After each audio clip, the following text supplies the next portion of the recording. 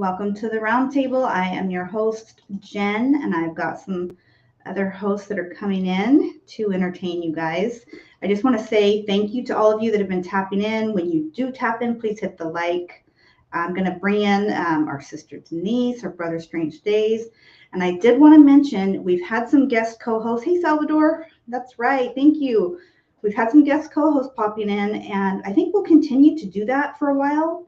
It's kind of exciting, having different people in and jumping on and giving their opinion.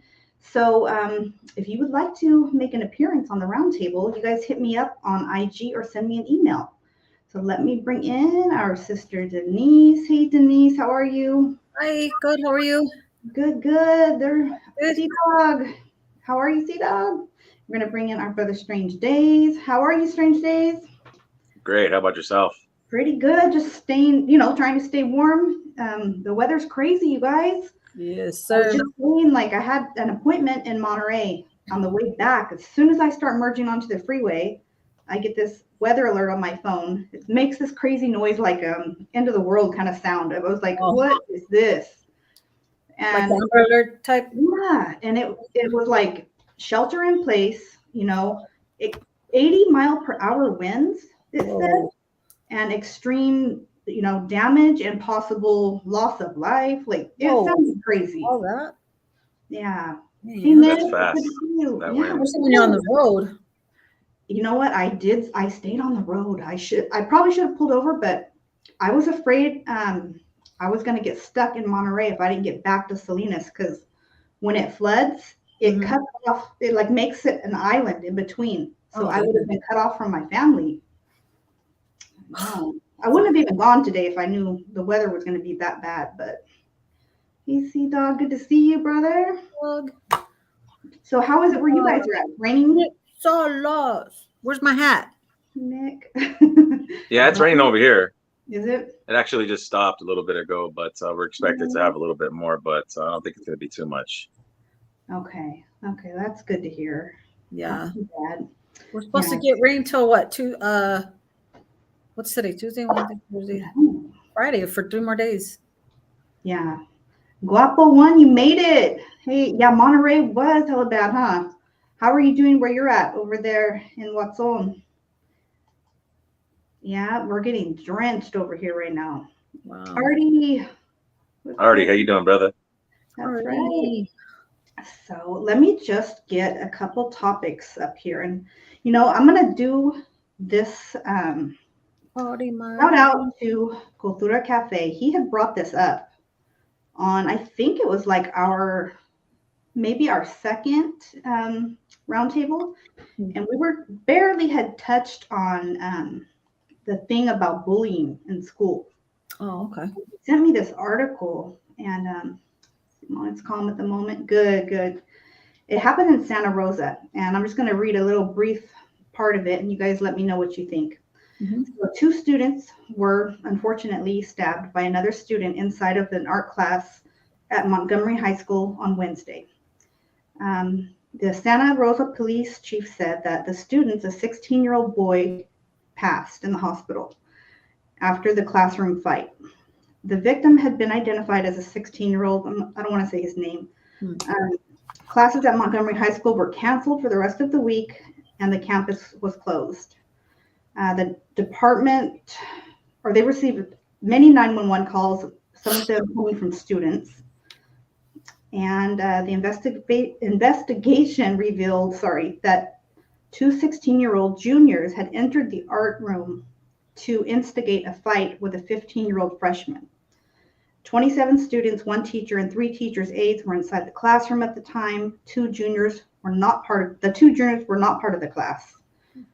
And unfortunately, one of them passed away. And I believe now they have brought charges against that freshman, for the 16-year-old that passed away. Dang. So this is just something that, it kind of brought up some bad memories, because when one of my daughters was in middle school, it happened to be her dad's day. So he had dropped her off that morning, but it was right when school started. And, you know, when you live in a small town, you hear things, you know, Guapo one, I know you live in a small town too, so you understand what I'm saying. Hmm. Within minutes of an incident happening, I was already getting word something went down at the middle school. And then, of course, that automated call comes through, you know, there's been an incident, please, you know, don't come to the school. Well, Mhm. of course, what's the first thing I'm going to do? You know, go to the school. There were parents lined up at the school. We got word that there was a stabbing. And it was so freaky because, of course, our kids have cell phones at this point. So my daughter's calling me from inside the school. Hmm. They have us barricaded sort of at the fence.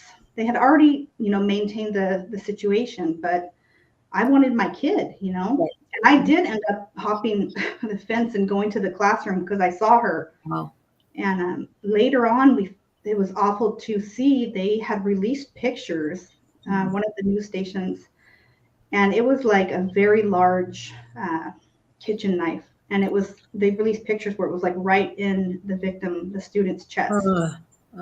Wow. He survived, thank God. But, you know, it just one of those things where as a parent, you never know what's going to happen at school. And it can be unnerving at times. Yeah. Right. I don't know. Denise, have you We're ever? lucky not lucky, but we're blessed to have the cell phones, you know. Yeah. Nowadays. Back in my kids' day, they like 2010, they didn't have like cell phones like that. At least, excuse me, at least I didn't give them one. But Yeah. so the victim, so one of the perpetrators passed away. Right. Yeah, there were the two juniors that ambushed basically the freshmen. One of the two passed away. Wow. So now the victim's getting charged for that for the murder of that guy. The freshman is, yeah. I don't think that's right. Mm-hmm. You know, I mean, sadly he passed away, but he was pretty much victimizing, right? It sounds that way to me. Went to jump the kid in self-defense. Mm-hmm. Is that what I'm hearing? I mean, they didn't use those words, but they used the word, you know, they went into the art class to instigate a fight. So they went in there with the intentions of jumping the kid, it sounds like. Yeah. Exactly. How did the freshman, how did he stab him? How did he take him out? I mean, what it said is so at some point during the fight, the teacher and a teacher's aide were able to separate them, right? But during that little, you know, all it takes is a few moments. The freshman somehow was able to, I don't know where he reached to get it, his backpack, his pocket, who knows, but a fold out knife. Okay. And that's what he used. Yeah. I think one of the students, he only had like a cut on his hand, and the other one had a much more serious injury. And that's excuse me, but if the two, like, the two 11th graders, I mean, if they were doing major damage to him and he, you know, he felt like he had to pull it out, I understand that. But, you know, I don't know if he just got a little out of hand and got a little too scared and ended up making the wrong move, you know. But, yeah, that's unfortunate, you know. Yeah, definitely. Well, thank God it wasn't, I mean, I don't even know how to put this, but it could have been worse. He could have reached for a gun, you know, it could have went a whole different way. Just knowing that kid had protection in his backpack, I mean, that part, that's what made me think, okay, was he in fear of something like this happening? Why was he carrying that with him? Right. You know, right. And that's what comes to mind, you know, right. is that he had something there to protect himself. If anything and whatever went down, or maybe he felt some type of way that he was being bullied, maybe, possibly being bullied in the past, and just wanted to have protection. But yeah, for them to go at him like that, I mean, hopefully it works out. And, you know, sadly somebody had to die. That's the worst part of it all, regardless where you stood in that situation, you know. Right. Yeah. It's just sad. But for him to defend himself, I could see that. And I would want that for my kid too. I would want, you know, if somebody's, but then there's a whole bunch of stuff that comes along with that. Like, then you get, you're carrying something now, and what, you know, it was premeditated and all this stuff. No, I told you to take that knife. As a parent, I told you, go ahead and protect yourself if you have to, right? Right. But then that brings a whole bunch of stuff that legally we can't really tell our kids to do that. And yeah, so yeah, I mean, there's a lot of layers to it. It seems like I'm sure they will get into all of the details, and find out if this kid was being bullied. And one of the videos, the actual video that Cultura had sent me, it did show the police speaking with the kids and the news that were there. And they didn't want to say the young man's name, but one of the students screamed his name. And she said something like, yeah, and this isn't the first time this happened. We've been telling you guys. And unfortunately, the police officer that was there, he was like, I don't know if it was like the district that voted the security guards off of campus. But remember when that was happening, like parents or some people didn't want security. Oh, yeah. Well, yeah. About 5 years ago. Okay. Well, they didn't have any security on campus. And the police officer basically said, that's out of my hands. I mean, unfortunately, people voted to not have security on campus. So that's why nobody was here. That makes no sense. Yeah. I don't know. For me, I would rather have security there at my kid's school. Right. Same here. I mean, high school, nowadays, I haven't been to elementary school, but I know the junior high and high schools have armed security. Yeah. Here in California? Yes.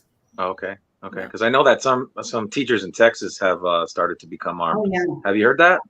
I have some family that lives there, and yeah, it's an open carry state. And there are some schools where they do have the teachers carrying their weapon. Yeah. I think that's a good thing, I do. I mean, trained in the proper way, yes. Get trained. Exactly.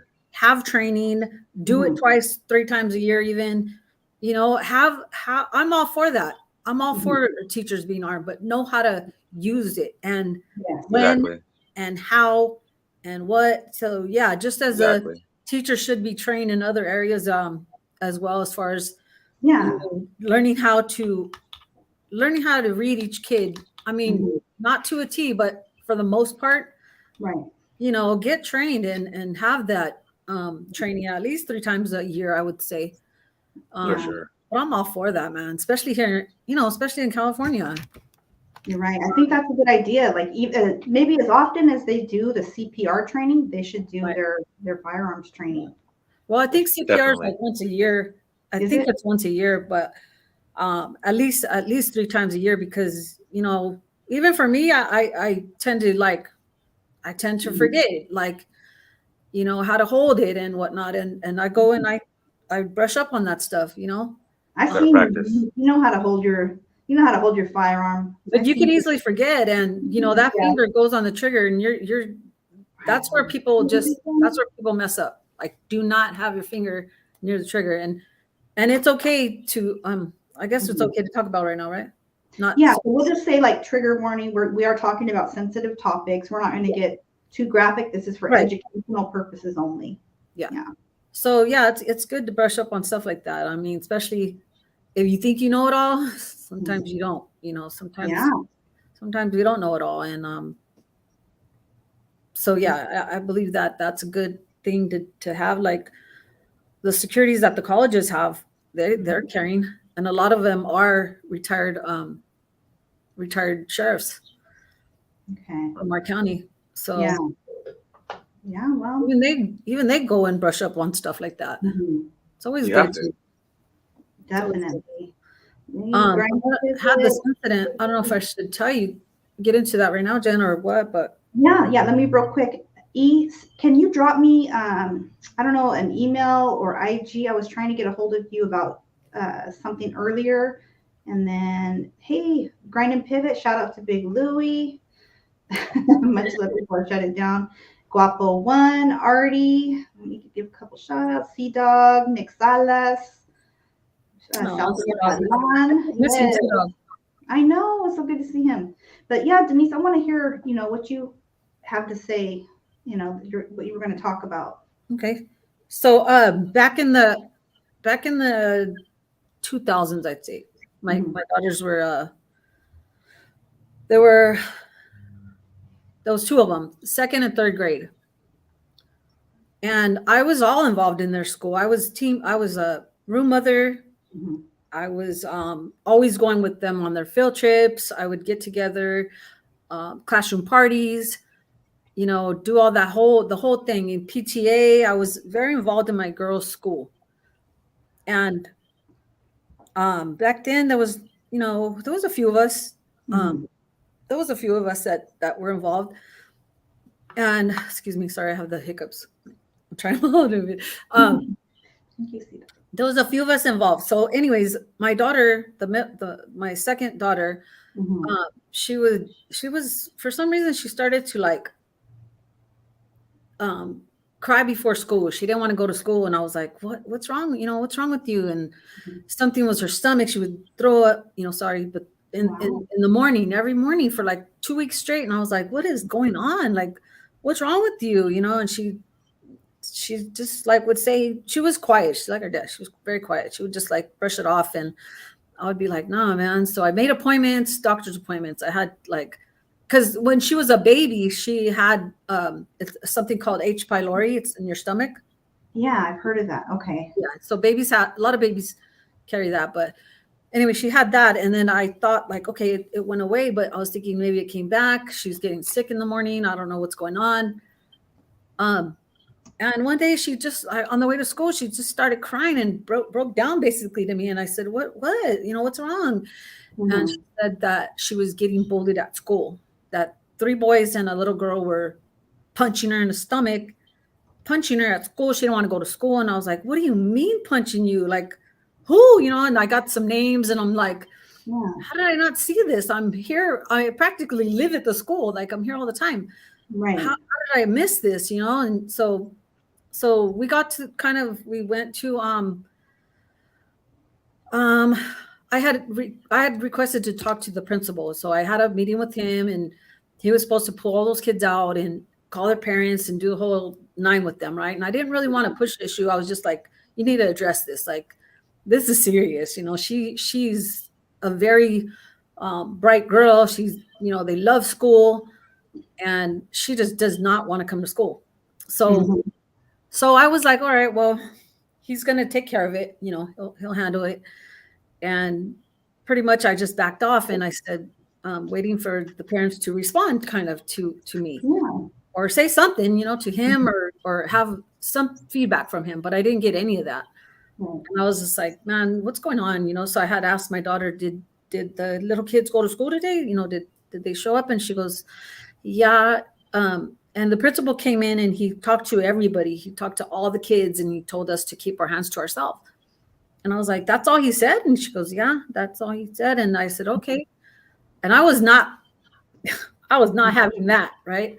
Yeah. I was like, hell no, this cost me too much time and too much energy just for him to say that and that be it. I was like, I expected the parents to get involved, show up with their kid, I don't know, do some hours, do something. And nothing was done, nothing. So what I did was I ended up taking my daughter out, my middle daughter out of school. And we went to the Board of Education. I had a big old meeting with like all these head honchos of the school board and whatnot, the district and all that. And they said, what would make you happy? And I said, for those kids to get expelled and to learn something about bullying, like that's not good. It's not cool. Right. It's not cool that I had to go through all this stuff with her, having to take her doctors and appointments and this and that, and to find what she's getting punched at school. Like, this is not a good thing. And so what happened was they told me to pick any school out of our district, any school I wanted to send my kids to. My daughter at the time, the oldest one and the middle one. Wow.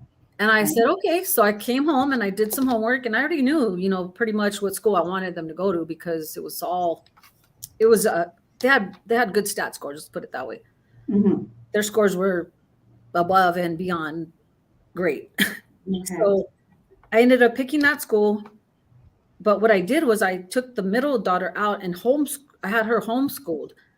So like a teacher would come to the house every morning, all the time, every day, come, and she would school her. You know, she didn't want to go to school no more. She was like, "I'm not, I don't want to go, Mom." And I'm like, "Okay, I'm not gonna make you go." You know, so I did take the oldest one out, put her in a different school, same district, just a better school. And she ended up graduating. They all three graduated from their school. You know, the school that, sadly, that the school that they were going to was not a great school. They probably had the lowest stat scores of all the district. But yeah, they ended up graduating. She graduated with honors, the middle one. Nice. And my oldest one graduated. They all graduated out of my husband's high school too. It was so cool to have been in the same area, you know, since then. But so I was happy. I was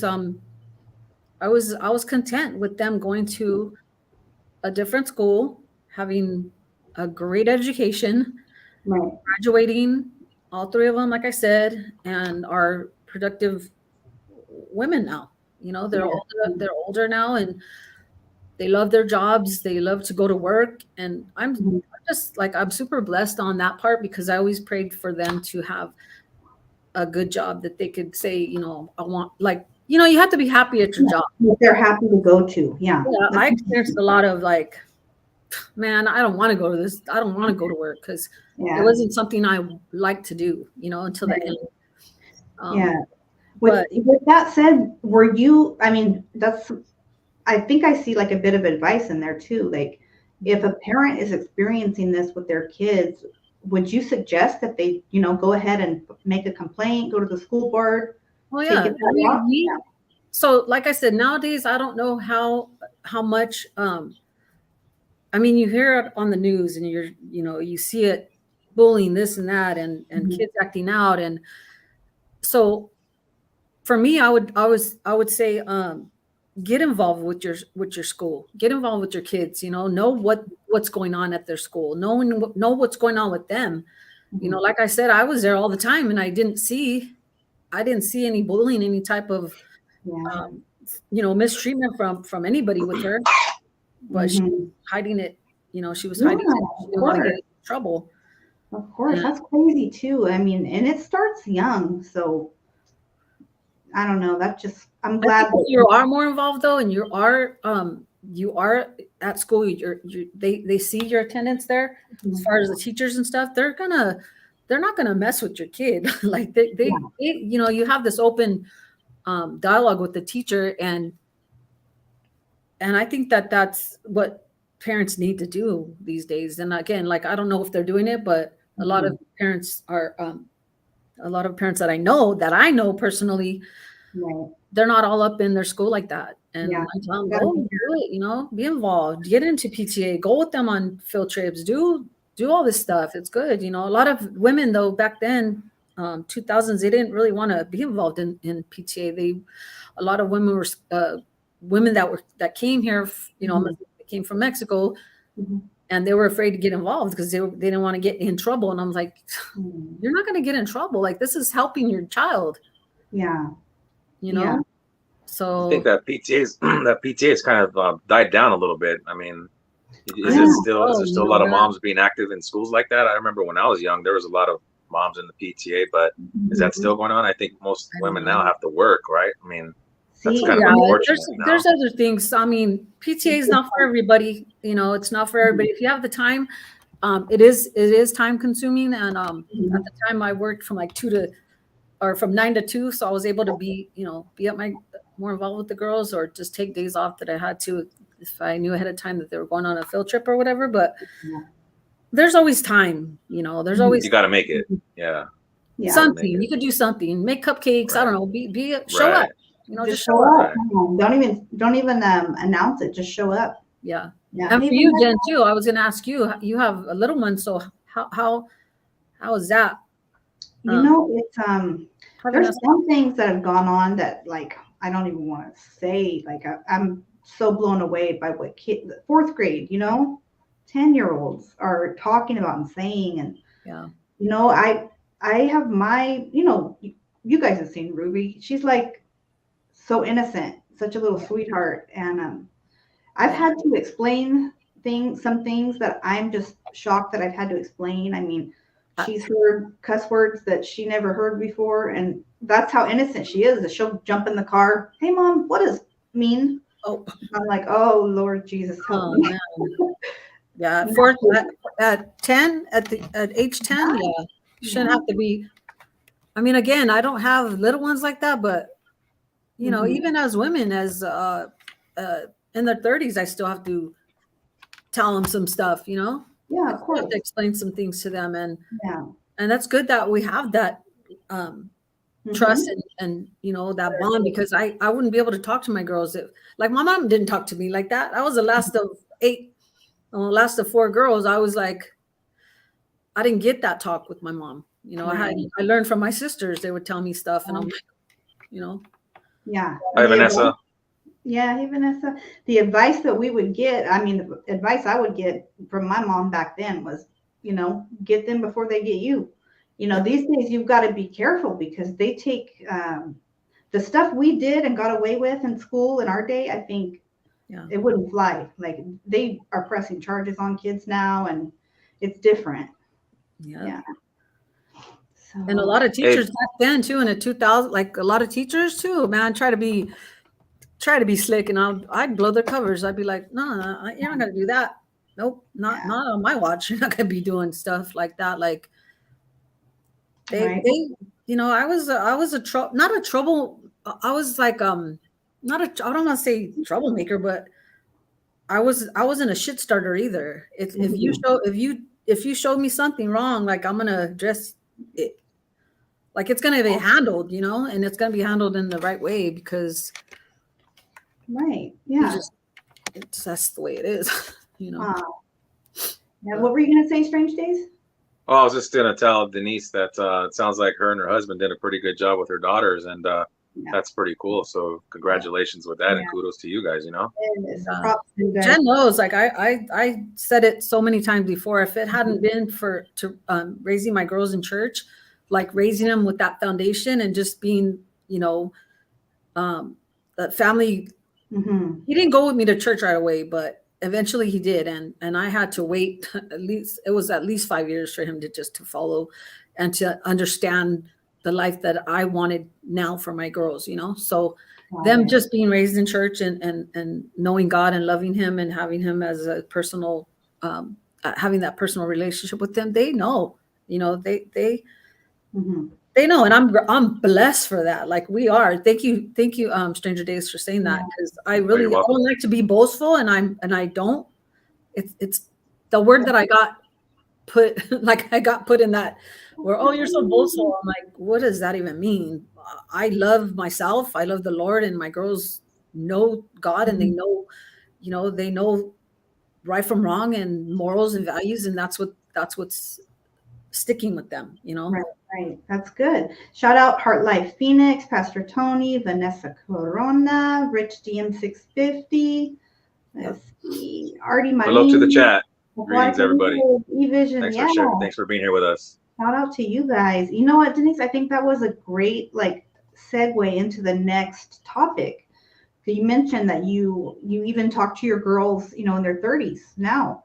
Yeah. So the other thing I was thinking about, I started thinking about it yesterday, and the importance of having a support system. I was watching a video, and it was talking about the importance of a support system for our loved ones that are incarcerated. But really, I think it's pretty important for all of us to have a support system, whether that be, if you're really private, just within your family, or, outside friends, maybe your church family. But what the round table's for. Yeah, there you go. Right. And you guys in the chat, I'd love to see you, type in what you think too. I'll start with you, Denise, and we'll go around here. What to you is a support system? What does that mean to you? And what does that look like in your life? Like I said, I'm the baby of 8, and for some reason, my older siblings always turned to me.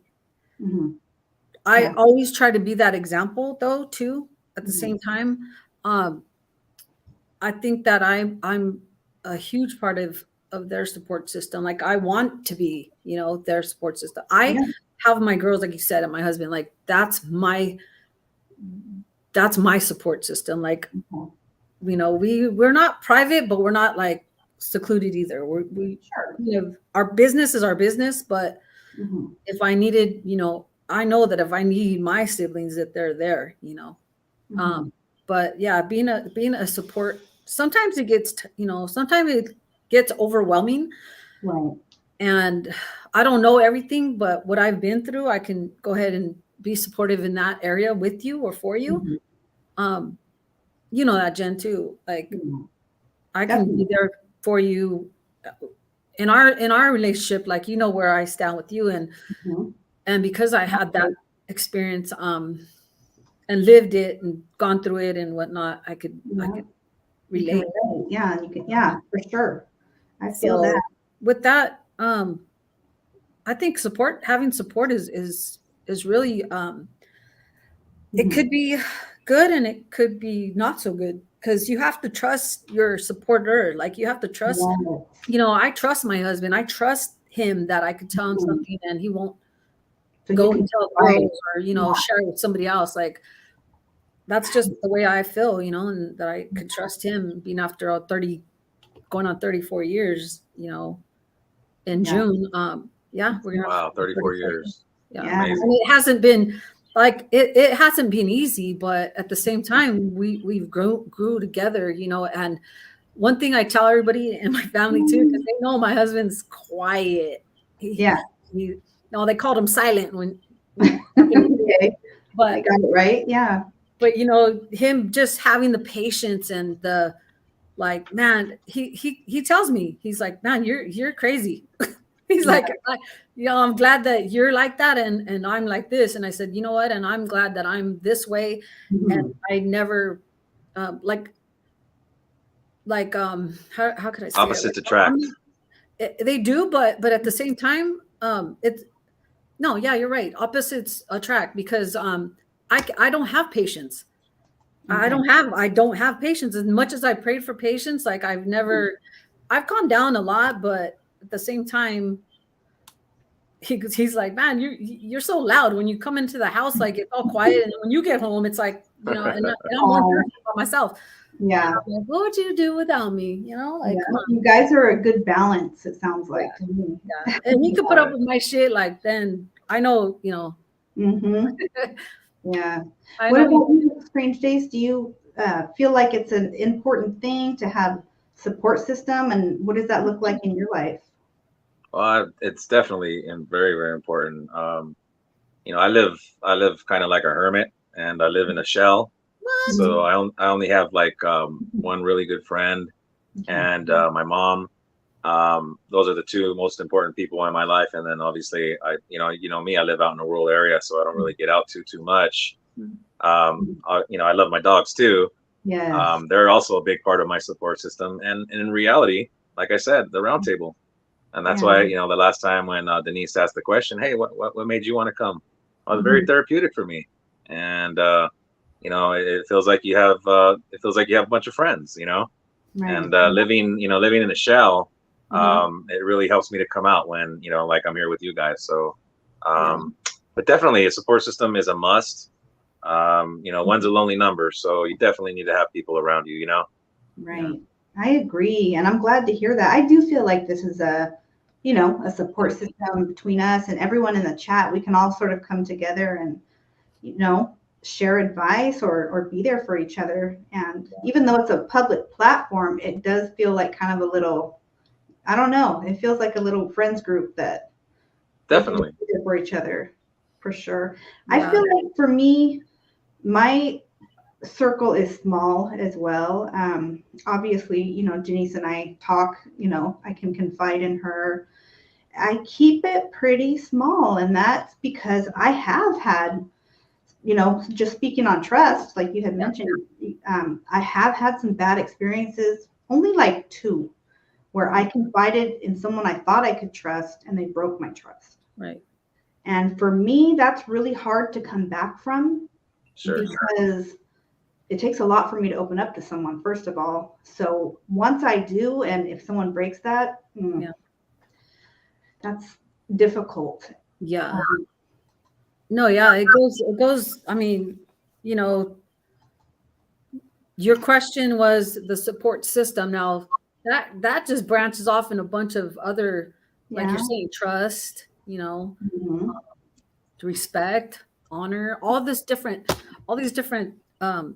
things that we have to, put into that support system. Like it's very hard to trust once you lose that. It's very hard to confide. It's very hard to, it is hard to do all those things. And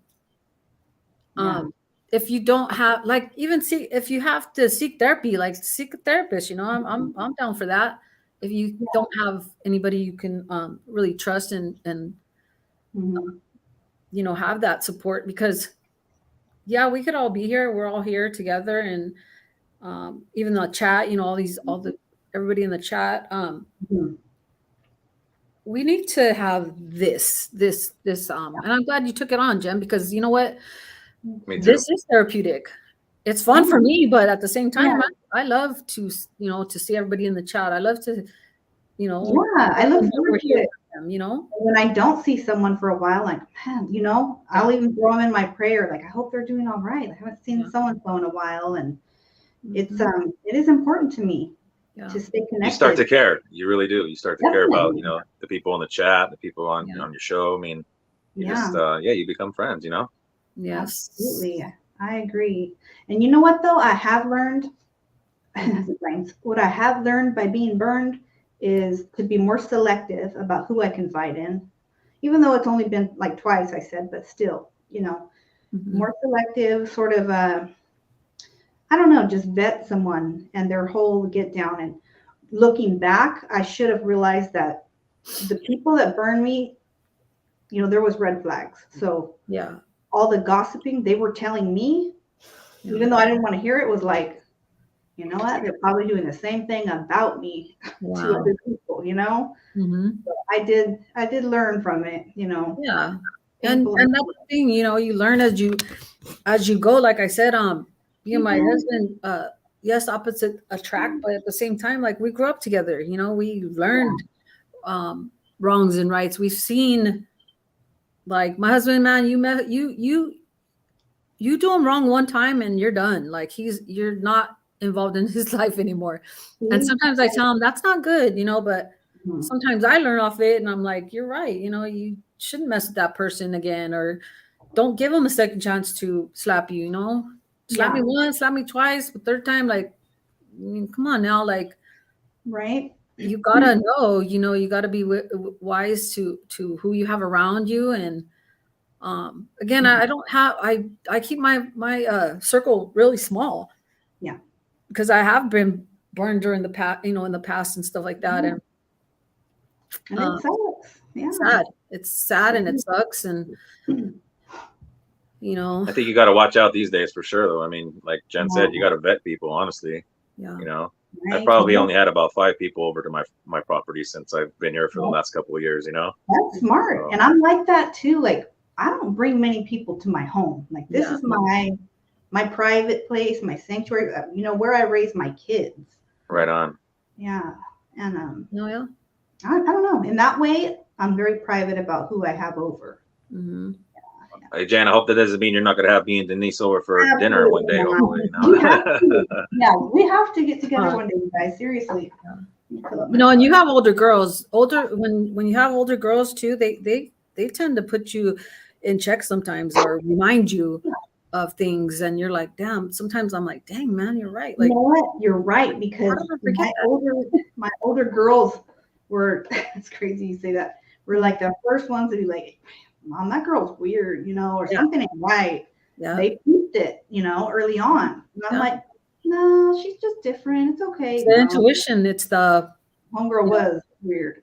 Yeah. Yeah. Jen, Denise, you guys always come from a good place. Yes. Mm-hmm. Rich. We try. Rich. But yeah, no, having, just having older girls, it it's a blessing, man, because like sometimes we forget sometimes we forget like what the heck, and I'm just like, I look at them like, how did you know that? Of course I taught them, but no, I'm kidding. Right. Before I forget, let's give a special birthday shout out to the beautiful wife, Rosie of Incredible Javier, and also to his beautiful little sweetheart daughter, Aslana.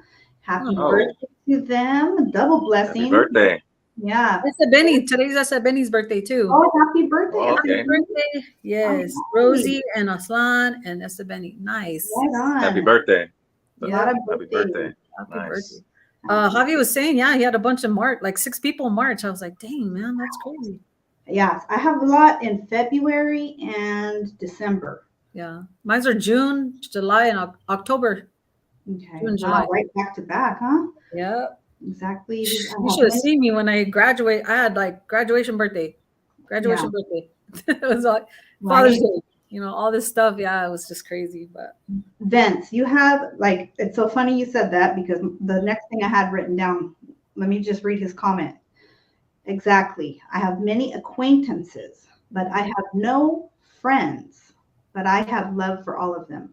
And my next thing that I had written down was, do we, in your guys' opinion, do we use the word friend too loosely? Is that something that we should be more careful who we call people? Oh, that's my friend. Like, I think acquaintance is better to use, unless they're truly your friend. You know what I mean? But acquaintance, I would rather use, honestly. Yeah. It's funny you say that, because I have a nephew that's around Ruby's age, 10 or 11, and he throws that word around. Oh, my friend. And I had to like tell him, I really had to say, are they your friends? Like, do you know what a friend, are they good to you? Are they your friend, or just a friend, or somebody being his age? I raised his dad, so I have that bond with him too, and that's how I talk to them. That's how I talk to him. And it's funny how you say that, because you can't just throw that friend word around, even if you're young, say 10, 11. You got to teach them that nowadays too. You got to teach them that not everybody's your friend. Yeah, like sure. And kids do, kids are kids, and they throw that word around, friend, my friend, and this and that. And I'm like, yeah, teach them when they're young, that there's a difference. Definitely. Having acquaintances and having friends. Like I call you my sister. I don't toss that word around just to anybody. Right. I haven't had a sister like my real sisters, but a sister out of church wise, I haven't had sisters in probably 6 years. Wow. Yeah. I've been at home, taking care of my husband's grandma, not going to church and just being here at home. And but yeah, no, that's a good one. Think about acquaintances.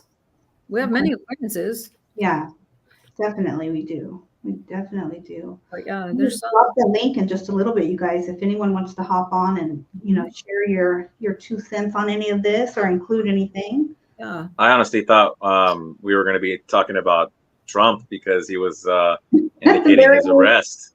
See, and I thought today was going to be a pretty a few days ago, I'm pretty sure you guys heard, but Trump was indicating that he was going to be arrested. And so I was thinking today was going to be a big day. We were all going to be talking about what was going on, what's happening, but I guess nothing has happened so far. Right. And that's what I had told Denise. I'm like, I think touch on that, but I was going to wait for someone to bring it up. Yeah, and I don't really touch on that because unless I know what I'm talking about and whatnot. But as far as that goes, if he goes, there's so many people that are going to go to jail too. It's not just him. There's going to be a whole bunch of people going to jail. Politics are just something that it's a shit show. Yes. It's sad. It's sad to say that it is. It is. And that's definitely they're supposed to be our trust, or people that we trust and people that we. but it's not like that nowadays, man. You can't. Everything seems like it's a everything. So there's always more to.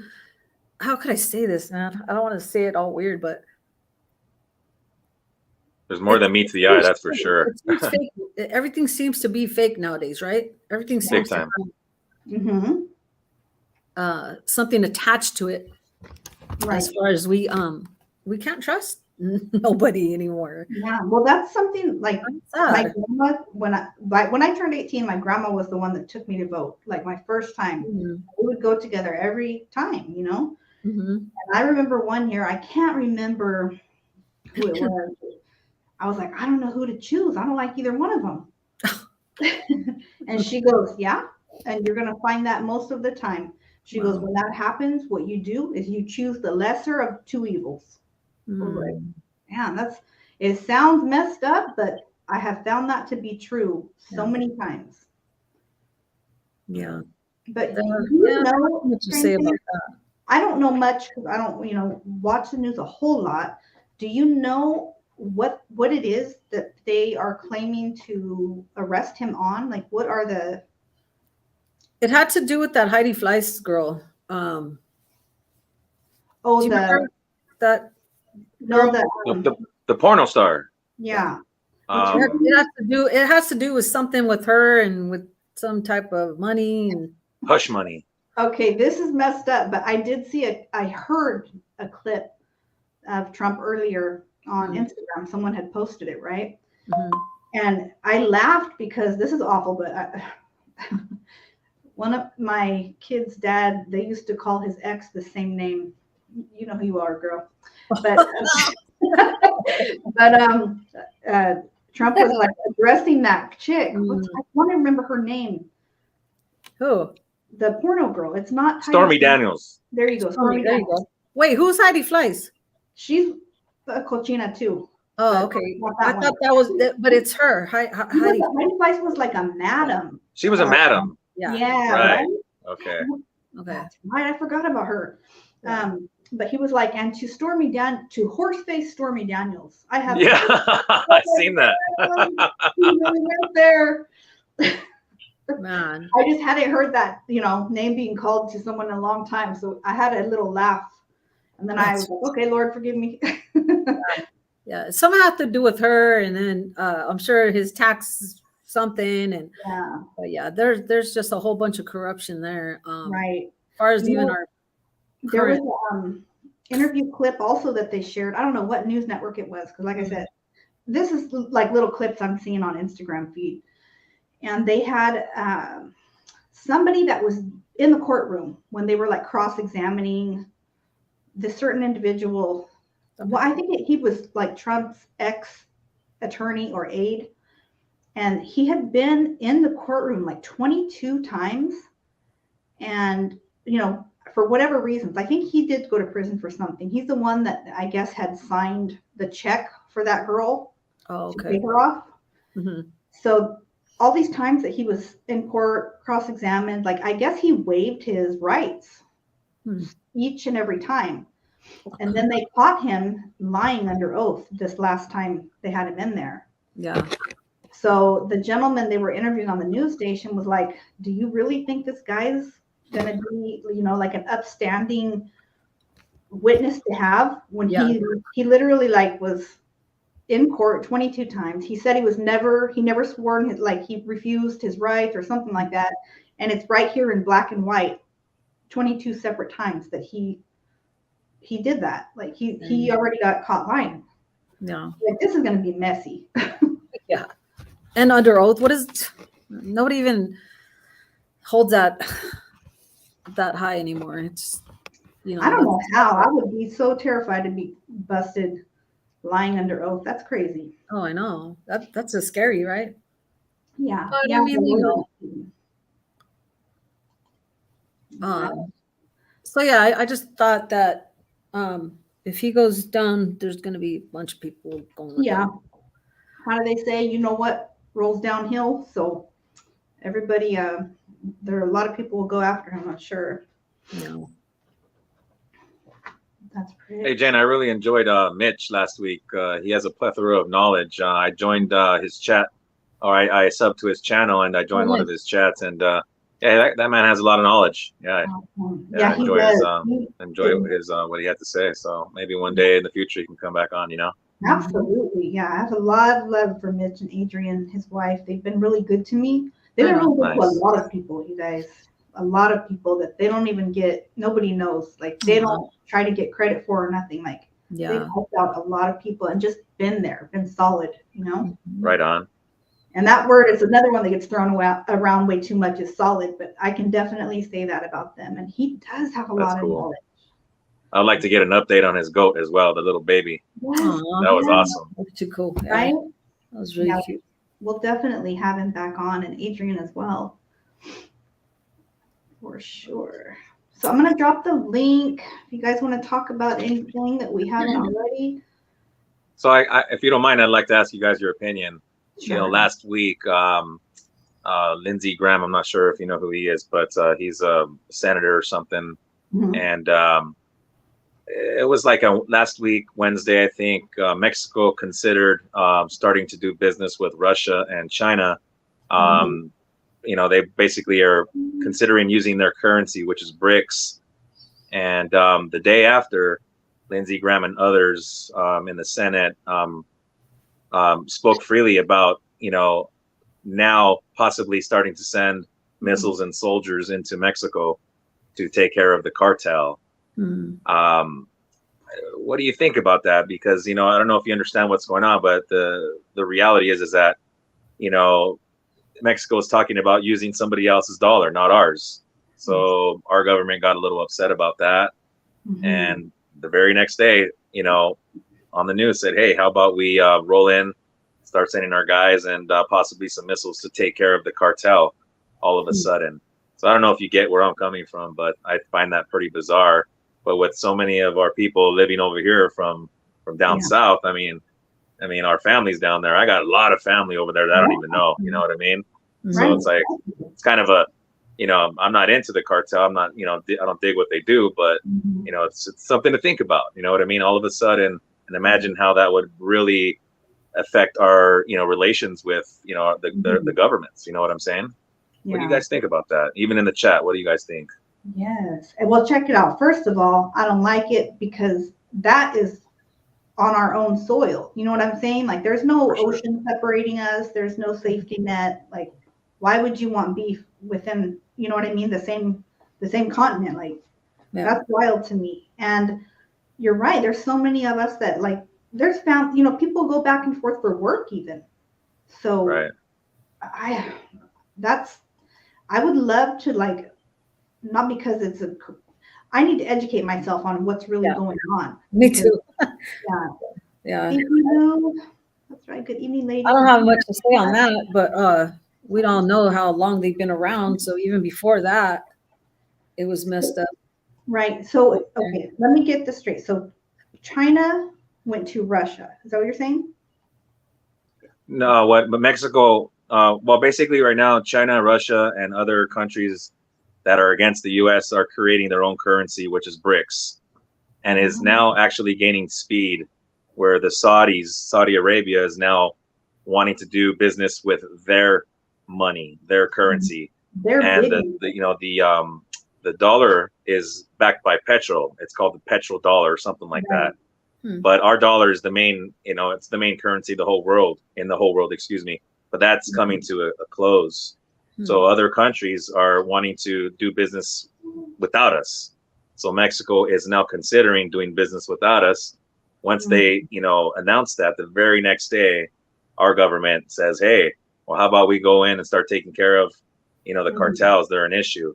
They didn't say, hey, we're going to go in there because you guys are, going to go get some new currency. But, all of a sudden they're like, okay, now, what do you guys think? We're about to go do this. But the real reason why they're going to do it is because Mexico is possibly choosing to go with different currency. So I think it was just kind of like a threat, Yeah, I mean, yeah, it is, right? That's kind of like flexing a little bit, like. Yeah, that's all it was, and everybody knows it, and it's I'm not really digging it. You know what I mean?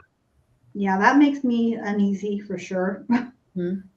But I can't speak on it because I don't really know. Hey, West Carson TV, what's up? It's yeah, that's crazy. It's uneasy. I haven't heard about the BRICS thing. I'm gonna look into that. I would love to educate myself a little more. Pancho Zapata says, I think the only reason Mexico doesn't want American help is because Mexico thinks they might turn into a war zone like Iraq. Yeah, I can understand where that's coming from. The last thing we need is to get involved in another situation like that. We playing the harmonica, Stranger Days, or what? Oh, that's my phone. That's what the when I get a little call or text, that's the notice that I have on my phone. Sorry about that. Just here dealing with my daughter. I was gonna bust out my harmonica. No, I'm kidding. Nice. That would have been awesome. Right on. IG right there. I know someone asked. Yes, sir. Hello. I feel like we do, the United States does so much business with Mexico. I feel like that would be a bad move. But big time. It is I'm sure a bargaining chip to try and gain some, I don't know, some control. I have noticed, I mean, I'm sure you guys too, if you think about it, I've noticed like some tensions, heating up a little between the United States and Mexico, just like with the whole situation with the 4 Americans that were, kidnapped. You gotta look into that. That's all front. Huh? That's all front. Really? Okay. Well, so much check it out. Ever since then, I noticed that they've been showing news clips I did see this on TV. Mm-hmm. There's 2 sisters that have been missing down there for like 3 months already. Mm-hmm. And then there's like a 65-year-old grandmother. Oh, yeah, I saw that. And forced into a vehicle, and they haven't found her yet either. She's been living there for like 9 years, they said, huh? And then all of a sudden she became missing and stuff. All I saw was her daughter saying there were people that witnessed her being forced into a van or something. Yeah. She's lived down there for like 9 years, so they don't really know what's going on with that. Sorry about that. Just today, there had another report of 2 college students from Texas. One of them was killed down there, and the other one was airlifted on life support, back to Texas. And they're trying to figure out what happened. Not sure, Yeah. That's wild.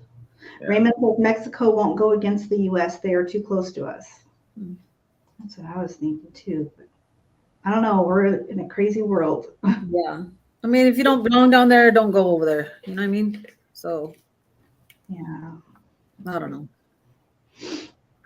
What did they say? How the college student was injured? No, it was some type of act of violence, but they didn't really get too detailed. So I'll assume tomorrow, there'll be some different stories coming out about it. Yeah, we'll hear some things. Yeah. Yeah, I heard about that, Vanessa. The there you go. LA school districts are on strike right now. Yeah, it's good to see you, George. Okay, I'm living in Mexico. It isn't easy, people. It's the go-mento that we have these issues. I'm sorry, I need to put my glasses on. It's the go mental.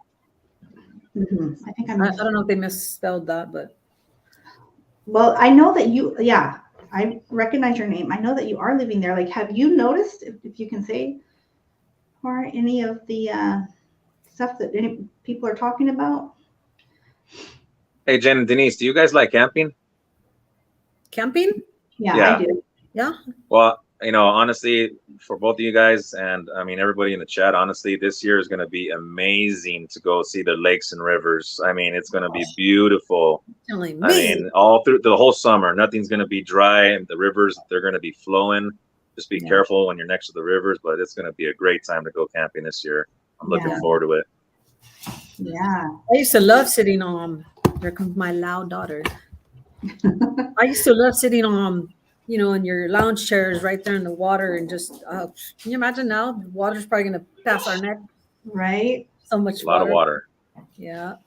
So much water. No, for sure. I'll be safe out there if you go. Right. Good. I'm sure it'll be good fishing.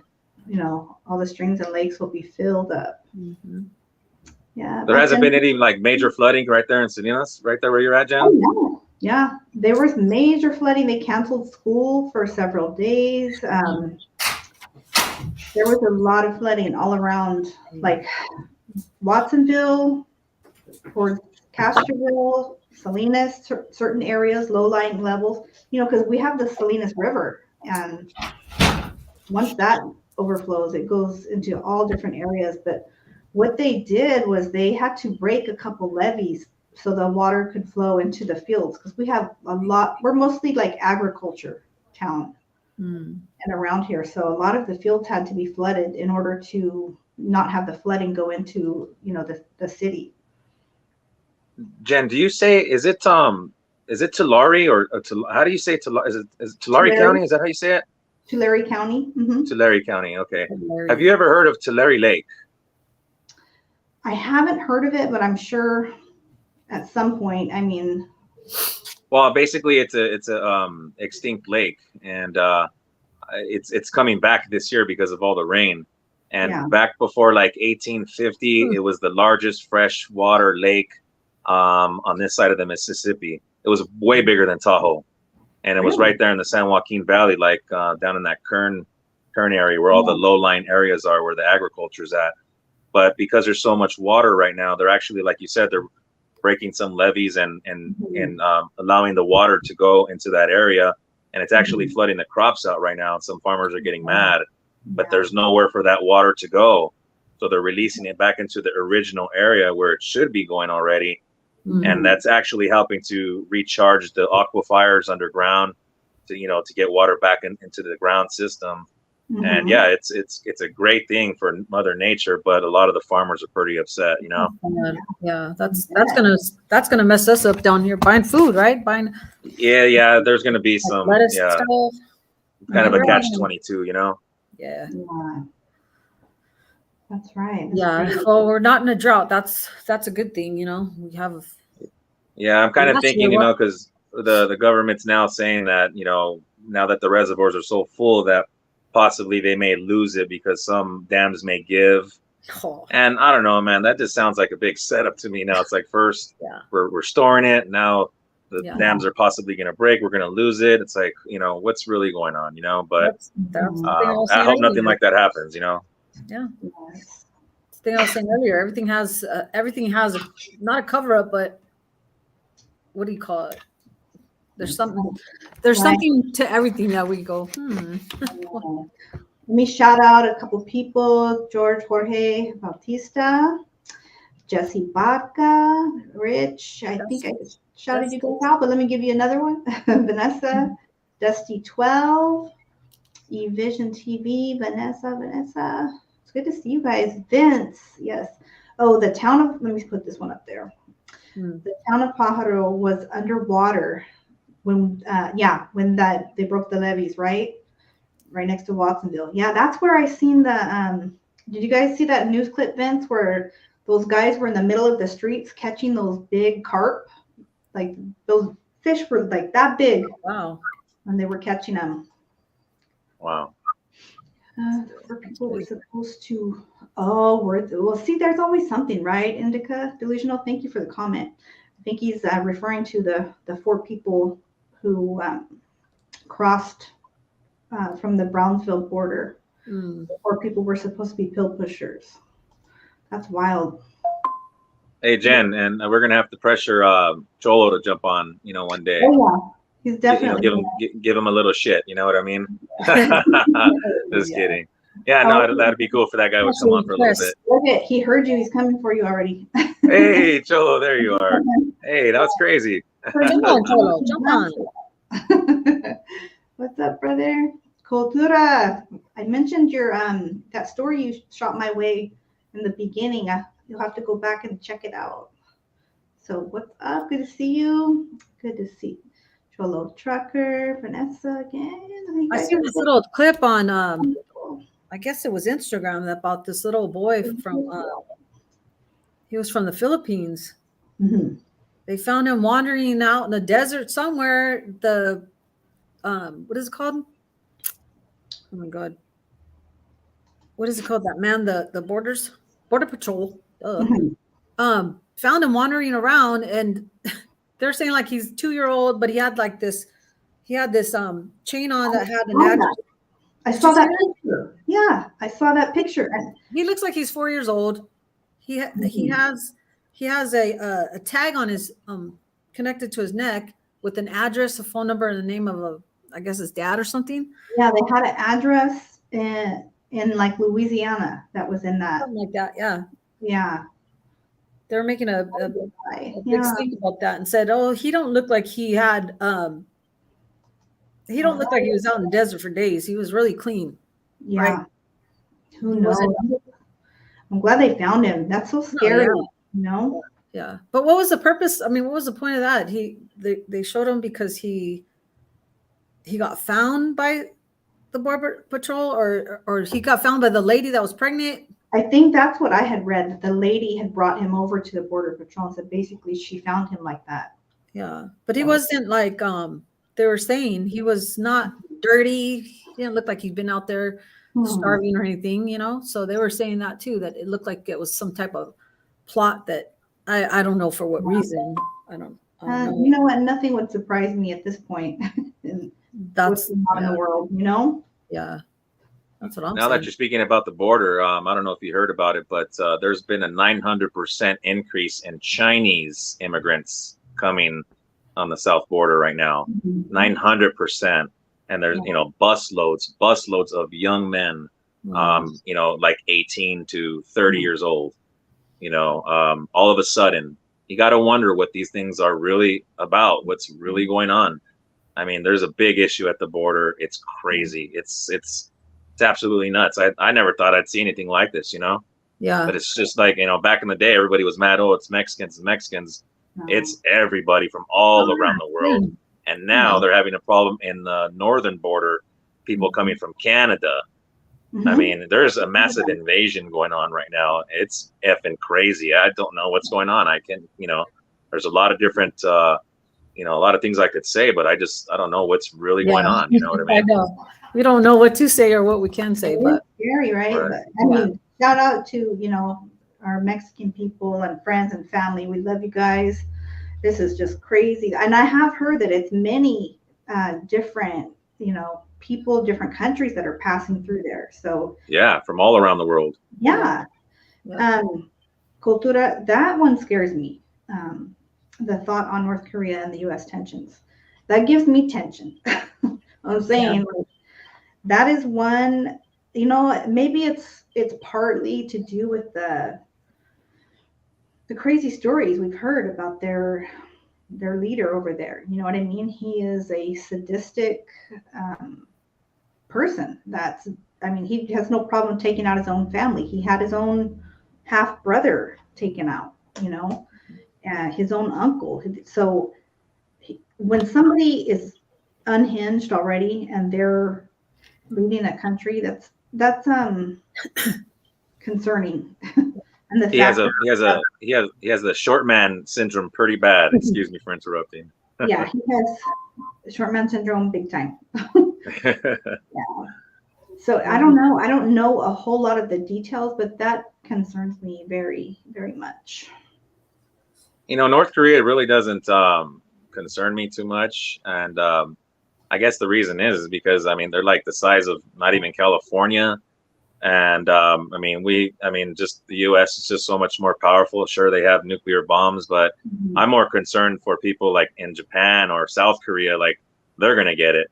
And North Korea is not going to be able to reach us, even though they say they can. That's my opinion, just out of all the study that I do, you know. But yeah, I mean, if anything from like North Korea ever came, like it's because our government let it come in. But we should be able to knock anything down that they got coming. You know, we should even be able to protect you know, our bases like in Guam or Japan. You know, we're stationed all around the world, you know.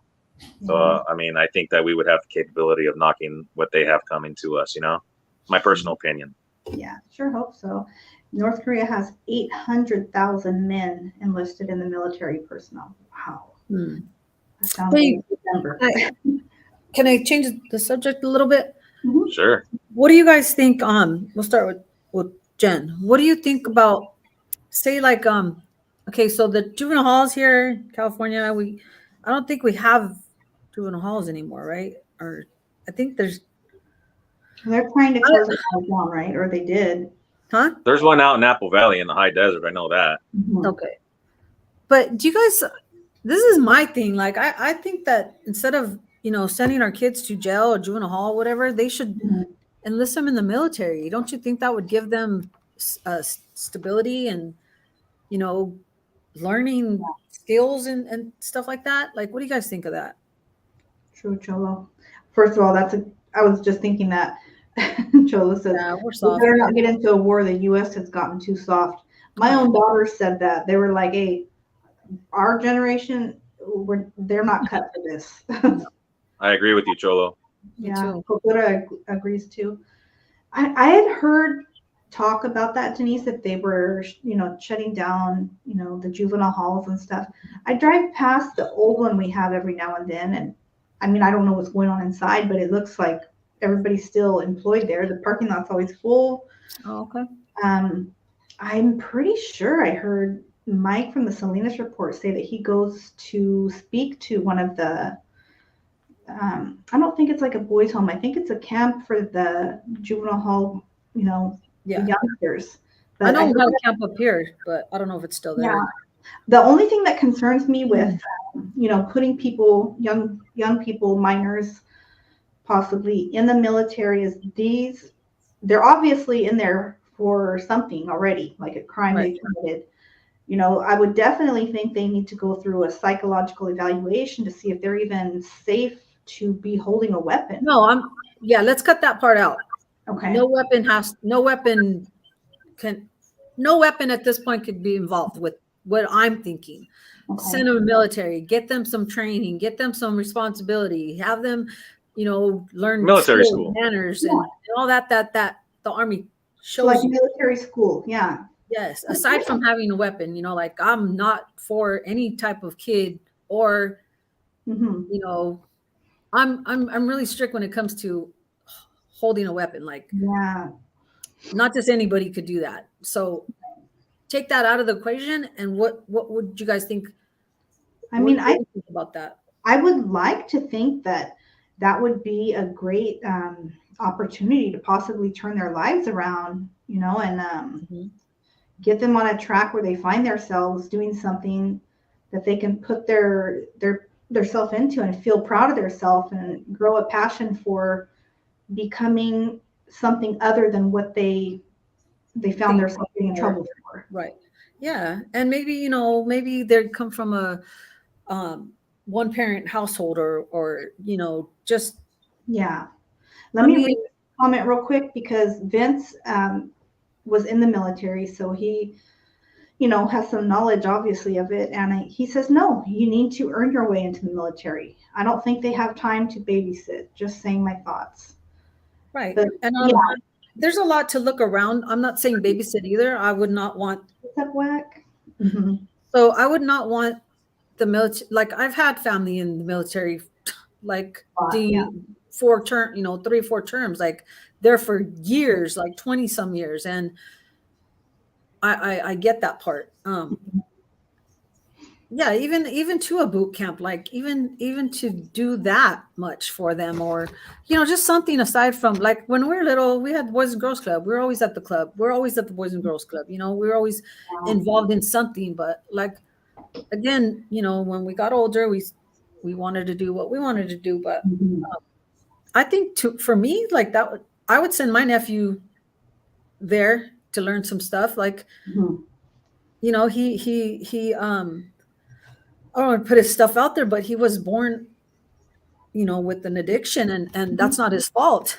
And so there's a lot of things that he lacks, and being raised by my sister, my brother's son, being raised by my sister, a lot of things that he's lacked, thank God for her that she took him in, but she was a single mom too of 5 at the time. And, just to have that type of stability, like training and stuff like that. So I think that's what this is, right? And it says that is what judicial boot camps were designed for. So yeah, I mean, maybe that's what they need. If do those still exist, Vince? Are they still out there? This too, because back in the days, we heard a lot of that where, you know, the judges would say, rather, you know, juvenile hall, I'm going to send you to boot camp or whatever. I remember that being. Yeah, I think that's what Vince is referring to, the judicial boot camps. Yeah, for sure. Thoughts on the young lady that recently was found killed in the military base in Fort Hood? My thoughts are that is the second or third young woman in the last few years has been killed. I didn't know they had a recent one. Yeah. Yes, I'm just barely saw that a day or two ago. Do you know anything more about it, Kultur? I'm going to look into it as well, but it's very Vanessa Guyan, right, was the young woman who that was the last one that I've heard. Yeah, about what, 4 years ago? Like that? So that's crazy. Okay. What do you think, Strange? I mean, first, I don't think they should go, like, I would rather send them to boot camp or like a military school first, you know, let them know, like, it's not going to be kickback city, partying with the homies inside. You're going to go learn some shit and, you know, do some work, some hard labor, learn how to be a man. And maybe these guys, you know, I'm pretty sure a lot of them will be like, hell no way. Is that the man himself? Yeah, solo trucker? Pull your covers. All right. You guys can hear me, but you don't have your makeup on or what? Yeah, hang on a second. Hang on. There he is. Hey. Mr. Trucker. Hey, Strange Days. Kule, big dog. How's it going, brother?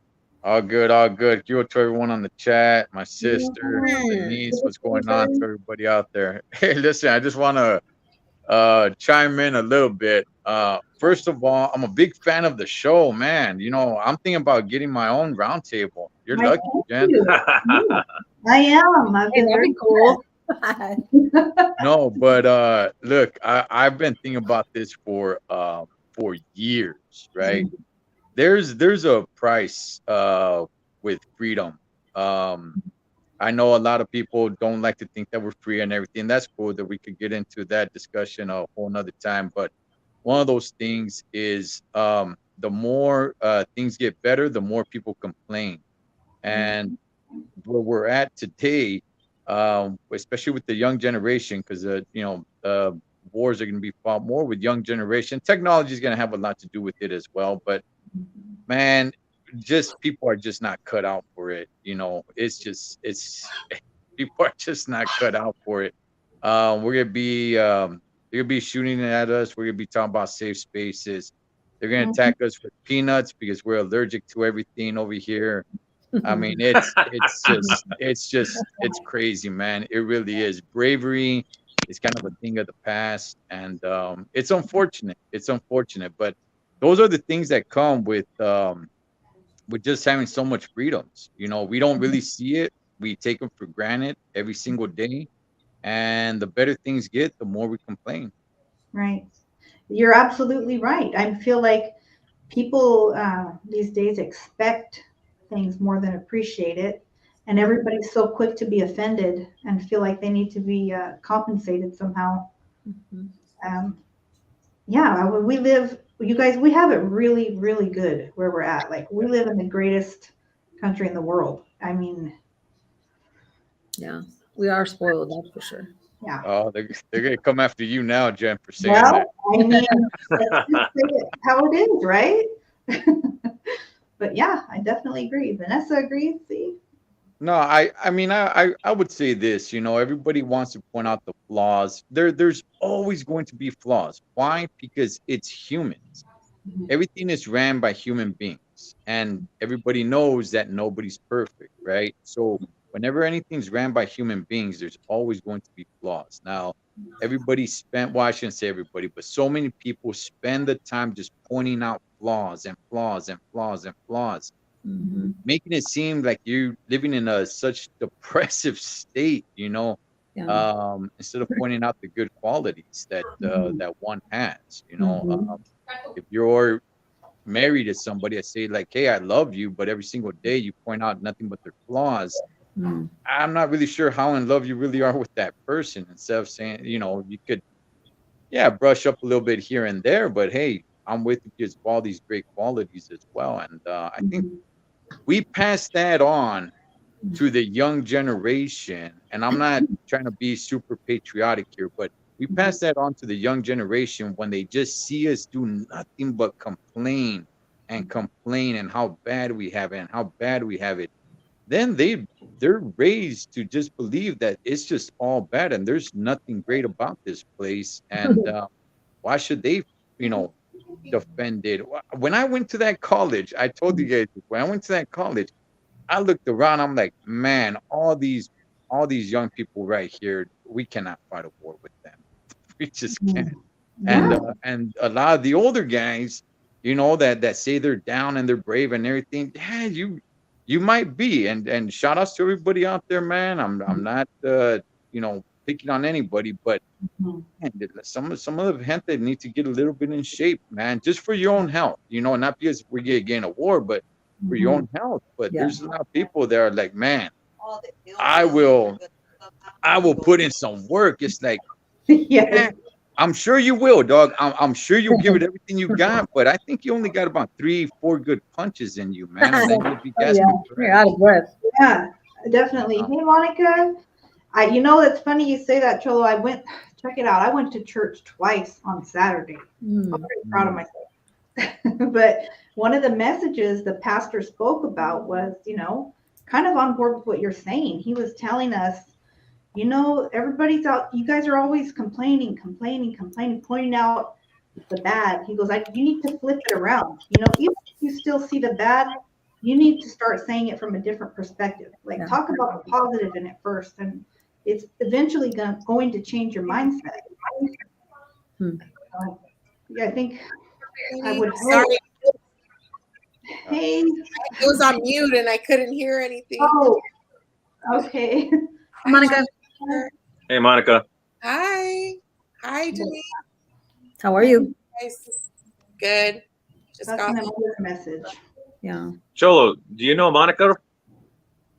Yes. Okay, As a matter of fact, I do. We hung out at San Fe Springs Swap Meet. All right, nice. What's going on, girlfriend? Spencer, it's just I'm doing this on my phone, so it's a little bit it's trickier. okay. Yeah, I was gonna jump on way earlier, but I didn't want to do it on my phone. So like, I better get home. I just got here right now. So how you doing? How you been? All is good. I'm good. I'm great. That's right. I'm great. Just trying to stay dry because it's a storm out there. Right? It's wild here too. It's storming. Cholo, where are you trucking to tomorrow? Tomorrow, I think I'll be around your hood, man, up in the Antelope Valley. Oh, yeah? Yeah. I'm going to go up to Lancaster. Then I'll be trucking it down to Burbank, Pacoima. Okay, so you're going to come up to 14? I'll go down to 14. I'm going to go up, actually, I'm going to go up to the high desert and then go out to the AV. Okay, makes sense. Yeah. It doesn't bother you to drive in that weather? Oh, I love it. I was gonna say, man. No, give me all that crazy weather, except for the wind. Yeah, don't give me any wind. I don't like windy days. That's what I don't like. I hate those. But the snow, the rain, all that stuff, it's great. It's great. I love it. Give me that instead of like a super hot day. Just give me some good crazy weather. Respect. Yeah. I would be. Yeah, it's really scary, the wind, to see like trailers, you know, flip on their side. Is that only because it's empty, the trailer, or is it? For the most part, once you start seeing the tires come off the pavement, that's when it's wow. So they have nothing in the back. Is that what's going on? Is that why?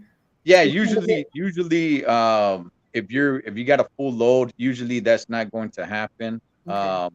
But when you're empty, you feel that sucker just and it is very, very scary. But now a lot of the trailers have the wind skirts. If you notice, under the trailer, There's another piece of like a big old plastic that they put down there. Okay. It's wind skirts to try to prevent that. Okay. But yeah. Right on. All right. Good to know. Good to know. How was your day, Monica? You just got off work? Well, I was off a while ago. I was with Big D. He was on a live earlier. I was at his cousin's. He's over there. So I just got home from there. But I can relate to Cholo Trucker and driving in crazy weather because I go to the snow a lot and I love driving in the blizzards. Oh, The crazier the weather, the fun it is. Like I get in there and I'm like, and everybody in the car is all scared. I'm like, yeah, I'm just going. Like it's just crazy.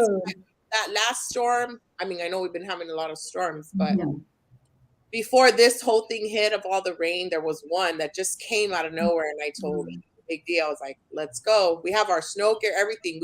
I take it out. For the snow, I will call off. I don't care. I'm going to stop me. And then I invite everybody. I start calling everybody, hey, you want to play hooky? Let's go to the snow.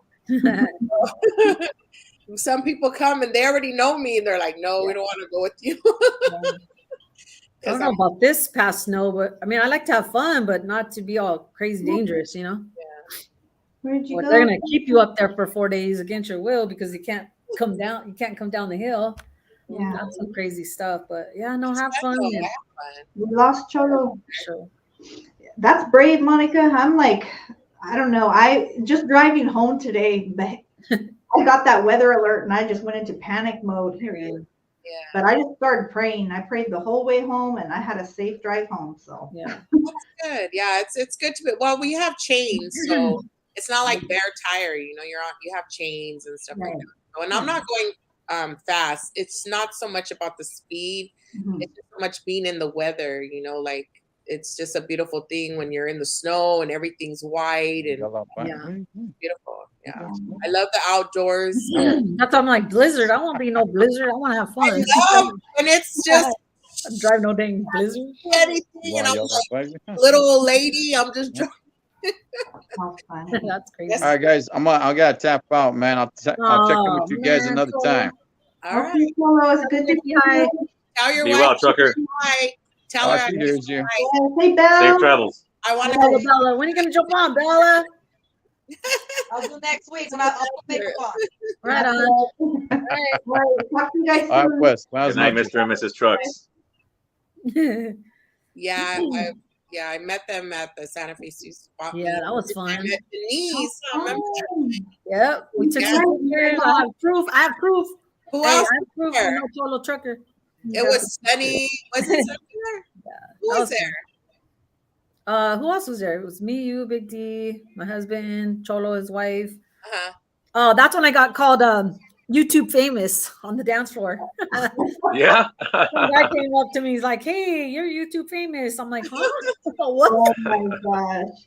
Oh, that was funny. He was there. Did he ask for your autograph, Denise? No. That's for a dance. No. Yeah. That was fun though, Monica. That was fun. We had fun. I danced my life away. Like I haven't danced in a long time, but it was fun. It was actually really fun. How are you liking your new ride, Monica? I know. It's nice. Congratulations. Nice. Would you get it? Yeah. Huh? Would you get it? A Kia Sonata? Those are nice. LX. Those are good cars. Yeah. They're good cars. They're like, and it's crazy because when you get in, like the dashboard's like a sports car. Really? It's like long like this, and when you're in it, you feel like you're ready, like because it goes low like this. Like it's like you're on a spaceship or what? You know, like nice. Okay, congrats. Yeah. That's awesome. I know. I didn't want to, but it was time, you know, and so I'm really enjoying it. I was kind of actually scared to be in it. I was like, oh, it's so new. And because I had like other car for like 5 years, you know? Yeah. And so with that car, I have a case out because, you know, when they sold it to me, it wasn't, you know, it wasn't like, yeah. So, so I had that car for a long time, and I think I was riding dirty in that car. Dirty, and I'm like, you know, and I'm not gonna lie, they have tags, girl. It's like we're riding dirty. You know? Right? You don't want to skirt around like that in your new one, huh? I'm like, dude, I gotta upgrade, man. The Lord told me my life, I can't be acting like back in the day, you know, the stolen cars, you know. You're all nervous when a cop comes behind you.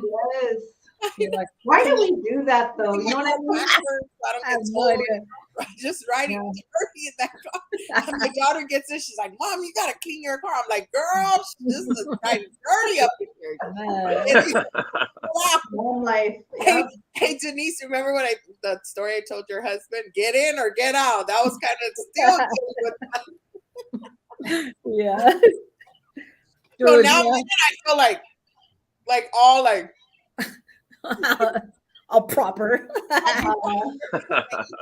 You gotta like sit up straight. Looking corners, and I gotta be like, hey, you guys want to hear something funny? New car. I haven't had a license since 2019. What, girl? Before I got a license, I got a DUI. No, I haven't had one because I was like, how do you guys take my license? I don't even have one. No, man, I'm still driving like that. I don't have. I'm gonna get it, but I haven't went yet. I had like back to back. You know, we had the COVID thing. Everything shut down. Then I really got COVID like 2 years later. And then I got testimony on that. And then I had eye surgery, so I'm like, dang, man, I couldn't catch a break. So I'm right now. I mean, I've been driving since I was 15, like even probably at 11, but legally at 16, right? First car I drove was when I used to steal my mom's car when she was asleep. And one day I took it, and my mom didn't know. She knows now. She goes, "I knew you took my car," and I was like, I used to go late at night, like 12 midnight. She'd be snoring. To get her keys, you know. I was living in the park. Right, grow up. You ever get busted? No, one night I almost did because somebody got my parking before I came back. Hey, you guys didn't see that story where the little boy, 14-year-old, stole the mom's BMW? No. She's in the car, the daughter's filming her, and she's going, "Pull over now!" She like lets out this big old scream, and I'm like laughing, but and beats his ass with the belt. Oh my God. My mom, she was cool though. My mom, she was cool with me. Like I woke up and then I go, Mom, I'm gonna go drive your car. So like it was like 8 o'clock in the morning. I came home, but I got there like at 5 or 6. But the car was parked there, so I waited to see if they were gonna come out so I can. They never left. I'm like, damn, my mom's gonna wake up right now. So there was no cell phones, I don't think, at that time.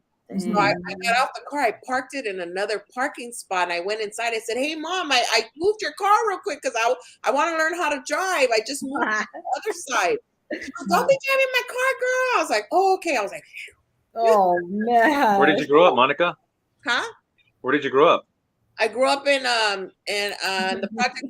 I was born and raised in LA, in the Dogtown projects. Okay. Yeah, that's where I was raised and born. Dogtown's like one of the oldest neighborhoods, right? It is the oldest neighborhood. It was back. You know, did some research on that. It was back with when it was the Italians. Okay, that's what I heard. They were all Italians, the zoot suits and all that. Like it was crazy. Yeah. Wow. Crazy. A lot of history.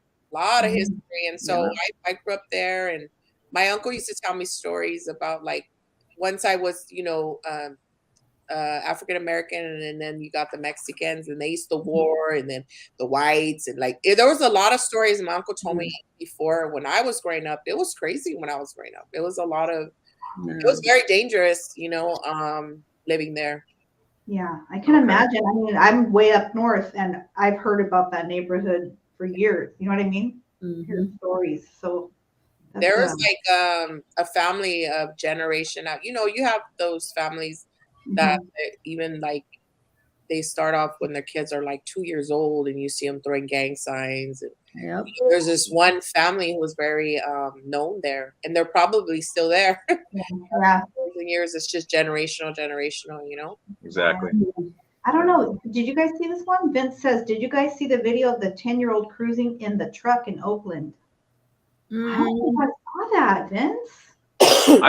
I've seen a couple of like, 5 you years know, old? videos like that on the shorts, like on YouTube Shorts. I've seen a couple of kids driving, you know. Man, I had to I'm be gonna send you that link because this one was funny. I was scared to drive. She straight got up the car and beat him with a belt. Yeah. Well, that's good. I mean, he has to take responsibility for it. Yeah, definitely does. Send him to military school. Huh. I say. Quick. Yeah.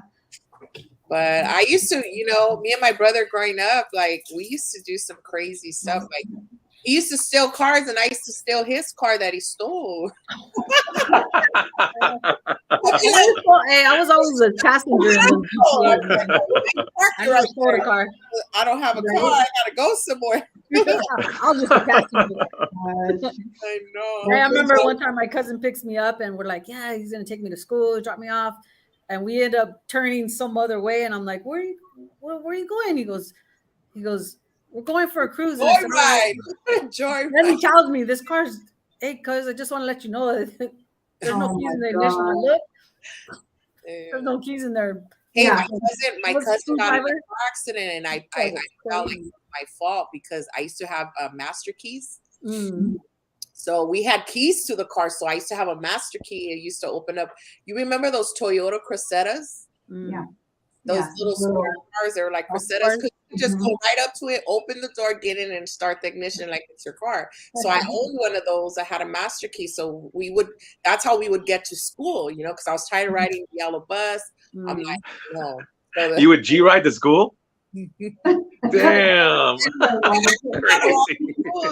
I used to go to the all-girls school because that was the only school that was like a continue, like Ramona. You know Ramona, the all-girls school right there. It's in East LA. So I used to go still there.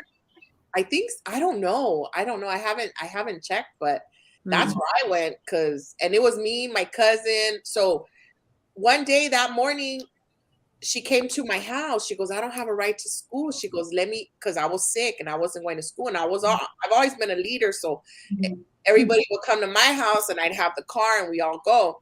But since I was sick, they're like, "Oh, Monica's not going to school. How are we going to get there? You know, whatever." So my cousin comes and she's like, "Hey, let me use your master key." And I'm like, "Nah, dude, because if something happens, I don't want to be responsible, you know, like even though I was doing the things that I did, I always was I cared, you know, I cared about people, you know, I was grateful, but I always had a heart. And so I'd be like, "No, I'm not going to give you the key." Because it was her and my other friend, Christina. She was like, excuse me, I don't mean to like judge or anything, but this is how I treated them. She was goofy, you know, like I'm like, "You in the car, you guys are gonna get in a wreck. You don't know how to drive. You're scared." You know what I'm saying? Like, how are you gonna get to school? You guys are probably gonna just get arrested, and then your parents are gonna come to my house because I gave you the key. I'm not going to jail for that. You already knew, huh? And I felt bad because they didn't have a ride, and so I gave her the key. They got in the wreck. Man. Oh no. You called it. Yeah, you called it. Like you just got a memory back. Speaking of master key, my brother took it. I don't know where he got it, but I got hold of the key in high school. And you know the sodas, how you guys we had the vending machines for the sodas. Well, he had a key that opened the soda machine and like at the laundry. So I was collecting quarters at the time, right? Just opening and getting all the freaking quarters out. One day I went to school and I opened it and all the homies came, you know, attracted, whatever. And I started throwing sodas out. Here. You get one. That's your deal, man. I had quarters for days. But she got in a wreck and they flipped over 3 times. Okay, you know the freeway, the freeway from the 5 to the 60. I don't know. There's like a split right there going like towards Ramona. Yeah, Yeah. And my cousin was like she was scared to drive. Like she was like, you can't be scared to drive. You second guess, you're in trouble, right? So there was this big rig that was coming like this, and she was on the outside, and she had to go to the 5 to get to Ramona, the girls' school. And the big rig was coming, it was cutting her off. Oh shoot. And instead of like moving lanes or whatever, she hit the wall, went up the railing. They flipped over 3 times. Her hand was outside the window. Oh man. And the car ran over her arm. So when it was flipping, it was running over her arm, my cousin, right? And so they said, my aunt calls me, she's like, Morning, you gave Emily the freaking key. She's on a racket. I'm like, oh God. No. Aunt's calling me. I'm like, I'm in trouble. Oh man. I called my we went to the hospital. So this is the story she told me when I got there. She's like, I got out the car, and then every time I like turned my body, my hand just went like it was dead. It was just no. hanging, and I'm like, what the heck? So she broke all the bones and shattered her elbow. So they had to put 2 rods together, so one of her hand is shorter now. Oh wow, that sucks. Did all her elbow, yeah. And I was like, I felt bad. I was like, I sensed it. I kind of, because growing up, like even being in God now, like I have that it's a prophetic. Yes. It's like I know, like I see, like I've always had that since I was a young kid, and I felt it. I knew it. Woo, girl. Felt bad for them, they didn't have a car, or whatever. Long story short, but yeah, I don't even know what the topic is. Just chit chatting or what? Right? No, it's the worst stories. But you know what? I would like you mentioned. No, I'm kidding. I would like your feedback on one of the topics earlier, because I'm like, Monica will have. I know she'll be good with this one. I was looking up yesterday, like, what does it mean to have a support system? What does that look like to you, and how important is it to have that in our lives? Oh man, it's a beautiful thing. It's a beautiful thing to have support system. It's necessary. It's mandatory. It's because you know what? Growing up, we always think we could do things on our own and we don't need nobody, and and that's just a form of pride, because we need one another. We need each other. Unity, there's power. You know what I'm saying? And so that's why it's so important. And you got to know who, but at the same time, you have to encourage yourself, because there's going to be times where you're not going to be able at that moment to reach the support system that is surrounding you. Well, I have a very big support system. I've been in my church almost 20 years. And when I have an issue, I can call warriors. I can call people who know me personally and will go to bat for me in prayer, and to know that I'm surrounded and covered when Robert gets sick, when Big D gets sick, or I'm in the hospital, or I'm dealing with something with my daughter. I call the elders of the church, because that's what the Bible says. When someone's sick, when someone needs prayer, call the elders of the church. They're pillars. They're pillars there to bring, and that's what you're talking about, the support. Yeah. Support, and to surround you not only with help in the natural, but because sometimes it could be a spiritual battle, and no one in the money can't buy you health, right? So you gotta have that prayer. You gotta have those people surrounding you, and people that have. You got to be careful too who you surround yourself with, because not everybody that says they're for you are not for you. You know what I'm saying? While you're rowing, they're making a hole in your boat. You know that saying?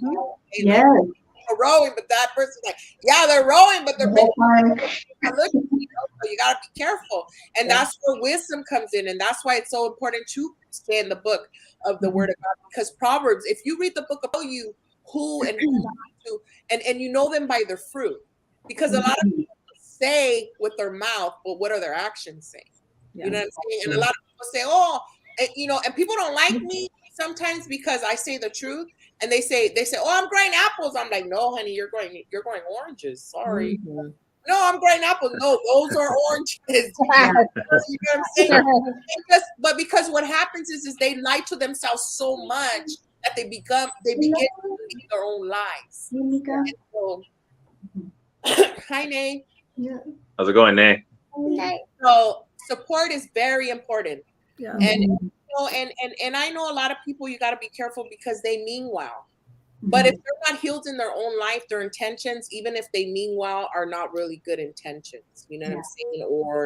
And so, you know, it's important. It's important to have someone that you can confide in. You know, there's 3 types of people in their life. You have a comrade, a constituent, and you got a confidant. Okay, you got a confidant. The confidant is the one that's going to be there for you from the beginning to the end. They're going to judge you when you know, because a lot of times people will judge you, you know, they wait for you to fall just for they can judge you, you know. And so, and even though supposedly they're your friends, but then as soon as you're down, they want to kick you, you know what I'm saying? The first ones, yeah. You got the confidant, and you got a person. If you find one of those in your life, you're blessed, because you only need one, you know, someone that's to be your base, someone that's going to be there through thick and thin, through the beginning to the end, you know what I'm saying? And then you got your comrades. Your comrades are people who are only for what you're for, but they're not for you. They're for, like, whatever you're rooting for, they're for that, but they're not for you as a person. Yeah. Right? Okay. The warriors, the one, when there's a war, you got all those people coming, but then when it's, you know what I'm saying? You got those, you're like, where'd they go? You know, and then the constituents are just, I forgot which that one was. Okay, so I talked about the confidant, the comrade, and the constituents. They're just there for their own gain. So whatever they can get out of it. Once they get what they want from you, then they're gone. Wow. Yeah. You know what I'm saying? So those are the 3 type of people you deal with. You know, when you're picking your support group, you want to make sure that, you know what I'm saying? And it's okay. They're there for a reason. We need all those type of people in our life, because that's what's going to teach us. It's going to help us grow and to know what not to do and who not to be around. You know, everybody has their own journey. It's like what makes the world go round, right? Like they say, we need the animals, and we say the lions eat the deers, and all that is for a purpose. You know what I'm saying? It's not or to make it a bad thing. But you know, everybody's placed in our life for a reason. You know what I'm saying? For a lesson, or you know, to teach you something, or you know what I'm saying, to teach you what not to do or how not to be, or you know what I'm saying. But in the reality is that we need each other regardless. If you try to act like you don't need nobody. You know what I'm saying? And sometimes people act like they don't need nobody till they're down, and then they're like, well, and then they get mad. They're like, they act like they don't need nobody, and then when they're down, then they don't got nobody's helping them. They're like, everybody out. You shut everybody out, and that's why people don't want to help you, because of the way you treat them. But then when nobody's there, you're mad because you're like, oh, well, nobody's there for me. Well, look at the way you treat your attitude. You know what I'm saying? People be there for you when you're closed. You know, in order for you, the Bible says if you're gonna be. The Bible talks about it. It says, if you want friends, you got to show yourself friendly first. Yes, that's right. Yeah. You know what I mean? Like, people are mad because they ain't got friends. Well, you're bitter all day. Like, how can hello? You have joy, you gotta have peace. You gotta have, I'll be like, whoa, like, okay, you know, like, go deal with your issues. And we all have issues. Don't get me wrong. I'm not going to be walking on eggshells because you can't self-evaluate your life, or I got to tiptoe because oh God, she's gonna have to act a certain way because if not, she's gonna get mad, or I'm gonna get her mad. No, I'm not gonna entertain that. Yeah, I'm gonna be who I am. I'm gonna be loving and kind, and then the only thing I can do as a person is remove myself from a situation. How to be. I like what you said though, when you said like you'll point it out to someone. That goes back to, you know, what I was saying earlier too, like what is a friend? You saying that you would point out to them, no, you're not growing apples, those are oranges. That's a friend. That's a real friend. Exactly. You know? Because you got to think about it. Okay. Would you rather be kissed with a lie or told the truth? Tell me the truth. Yeah. I would rather risk falling out with you than to tell you a lie, because that's just me, you know, like keeping it real. I can't speak for anybody else, you know, and a lot of times, you know, and it's funny because I don't know where I heard this from, or somebody said it, but they said, oh yeah, I did. I went to a conference this weekend for 3 days. I was at church, right? And we were doing the conference. And they said that, what did they say? I just had it right now and I lost it. But, Oh, the people, the ones that are like when you try to tell them or whatever, and they don't want to listen, and then they get mad at you or whatever, they'll be the first ones to call you when they're in trouble. Pray for me. Pray for me. You know what I'm saying? Like, but they don't want to hear what you have to say. But when you're in trouble, they're ringing you like, hey, can you pray for me? You know, it's like, and it's not that I don't want to pray for them or that I won't pray for them, but then too, you got to be careful with people like that, because then they'll suck the life out of you. And that's a distraction. That's a setup from the enemy, because they want to just use you, but yet they don't want to apply nothing to their life. Yeah. I keep helping that person. Yeah. You know, you got to give them to God, and then you could take them to your prayer closet and you can pray for them, but you keep them at a distance, because all they want to do is drain you. They want to suck the life out of you. Like one of my brothers, he's like a what's it called? A mosquito. A vampire. And I'm not talking about people. I'm not. I'm talking the truth. Because you got to be careful. Because then and so the enemy will do that to drain you, and then he'll cold cock you when you ain't looking, and you're already tired, you know, because you got the distraction that came. So you got to use wisdom. That's why you got to keep your blinders on. Like, yeah, there's a lot of things going on, but you got to stay focused on your purpose. You got to stay focused for the journey. You got to stay focused on what matters, what God is calling you to do. If you look at 11, you got all the people trying to cause problems. There's drama, that whirlwind of this and that, and it's like, if you just look once, and you're gonna get caught into it. And you're getting this way now. It's like, whoa! It's like, you know those things that the horses wear, those bits. The bridle. Yeah. Come on, stay in the middle. I feel like that's true. That's how it is. It's like you got to be careful what you watch, even, because that drama, that chaos can suck you in so easily, and then it's hard to get out of it. Yeah. You guys are saying everything that I've been through and done, and we all have in my life. And I just keep myself guarded in that way now, you know. And it's not to say that I don't, again, have friends, because I have acquaintances. Like I was telling Jen earlier. Jen, remember before we started, I'm like, she goes, your eyeliner looks cool, and I go, don't lie to me, because I can't see. And like, for reals, you know, like, she's gonna tell me.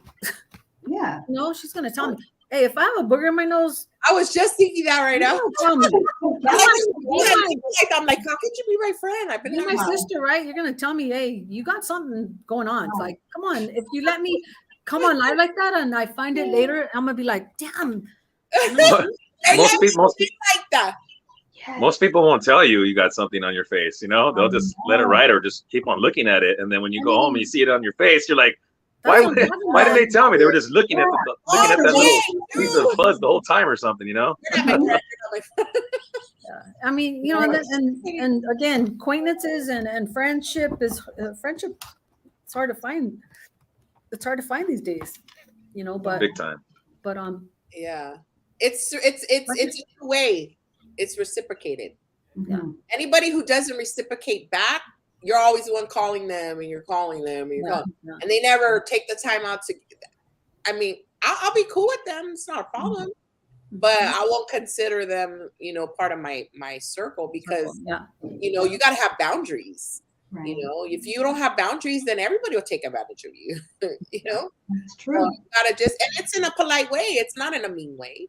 It's just like, oh, okay, have a nice day, you know, and then you know already, like, who's who. You know, and you love everybody. You show respect to everybody, because haven't you ever heard of that saying? Because I know it's their labels, but I don't put labels on people. But I'm just speaking, like, to give you an example where it says, "Oh, you already know." My husband already said. Sometimes he would say, "You already know the way Monica is. You already know the way Denise is. You already." So, you know, we all have that little saying. Our family will say, "Oh, you already know. We already know the way Concha is. We already know the way Sally is. We already know." You know what I'm saying? So.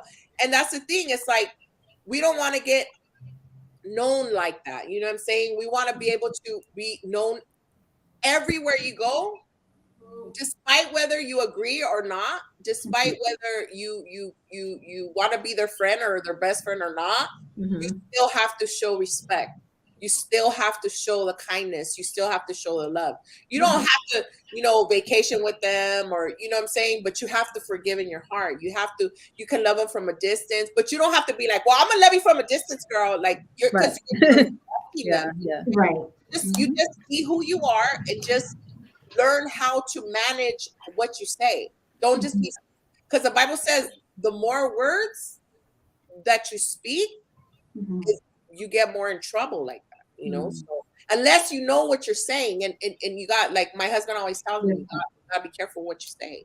You gotta be careful what you say, because people are watching. People are watching, and the people that are watching, all of them are not for you. You got spectators, you got haters, you got like the way my hair looks today because they don't like the cows. You know what I'm saying? Like, you got just people who are ready to just be negative, you know? Lots of snakes in the grass. But see, that's the thing, you know, if you sit that low, see, I fly high like an eagle. I try to stay above the situation because then I don't got to see the snakes. Huh. Right, good way to put it. Monica, that is so, there's two things, two confirmations. Yeah. That was the other message at church, was the pastor was speaking also about being an eagle and not a vulture, you know? Yeah.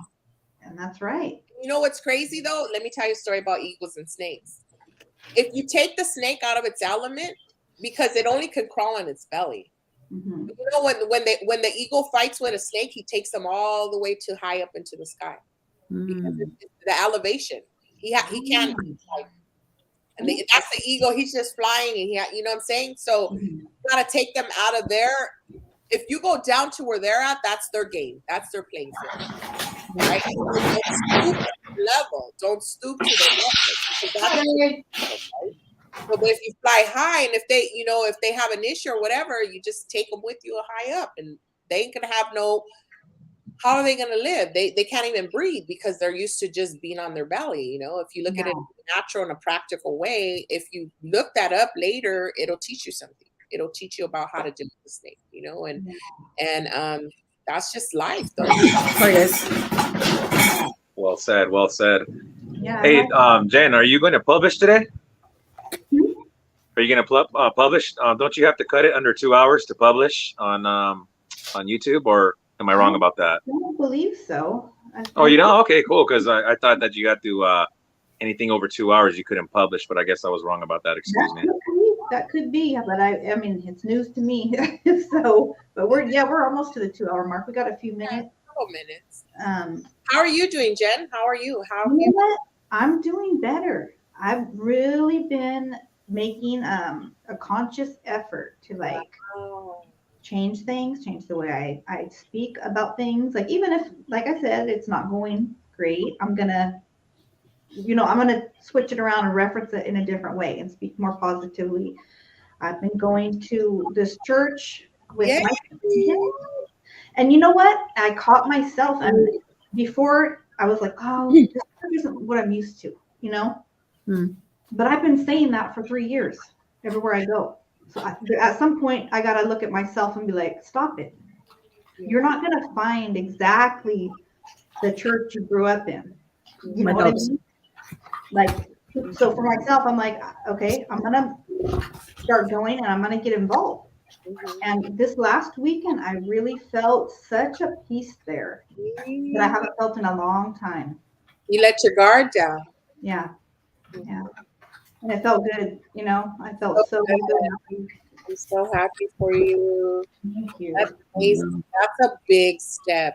That's a big step. You should really be proud of yourself. It's not easy sometimes, you know, especially when you come out of, you know, situations. We've spoken privately, you know.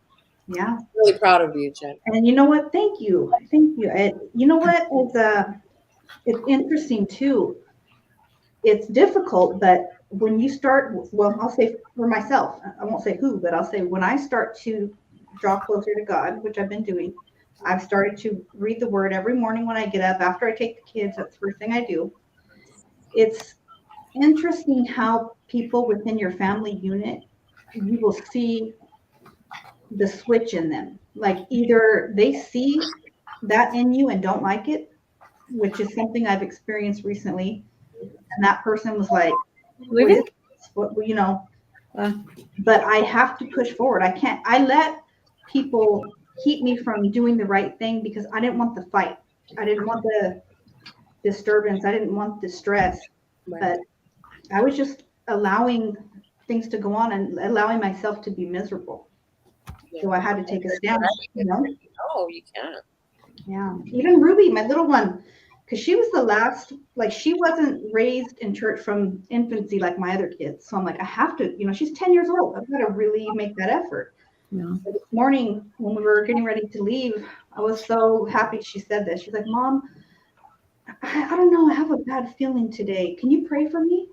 So I just put my hand on her head and I prayed for her right there. She's like, okay, I feel better. I was like, right on. See, one thing I want to say is church is not the four walls. What we're doing right here, we're having church, fellowshipping. This is the kingdom as we relate one to another. What you do with your daughter in the morning, you are already starting church before you even got to church. People have that concept like, oh, I have to go to church. No, you are the church. My brother's the church.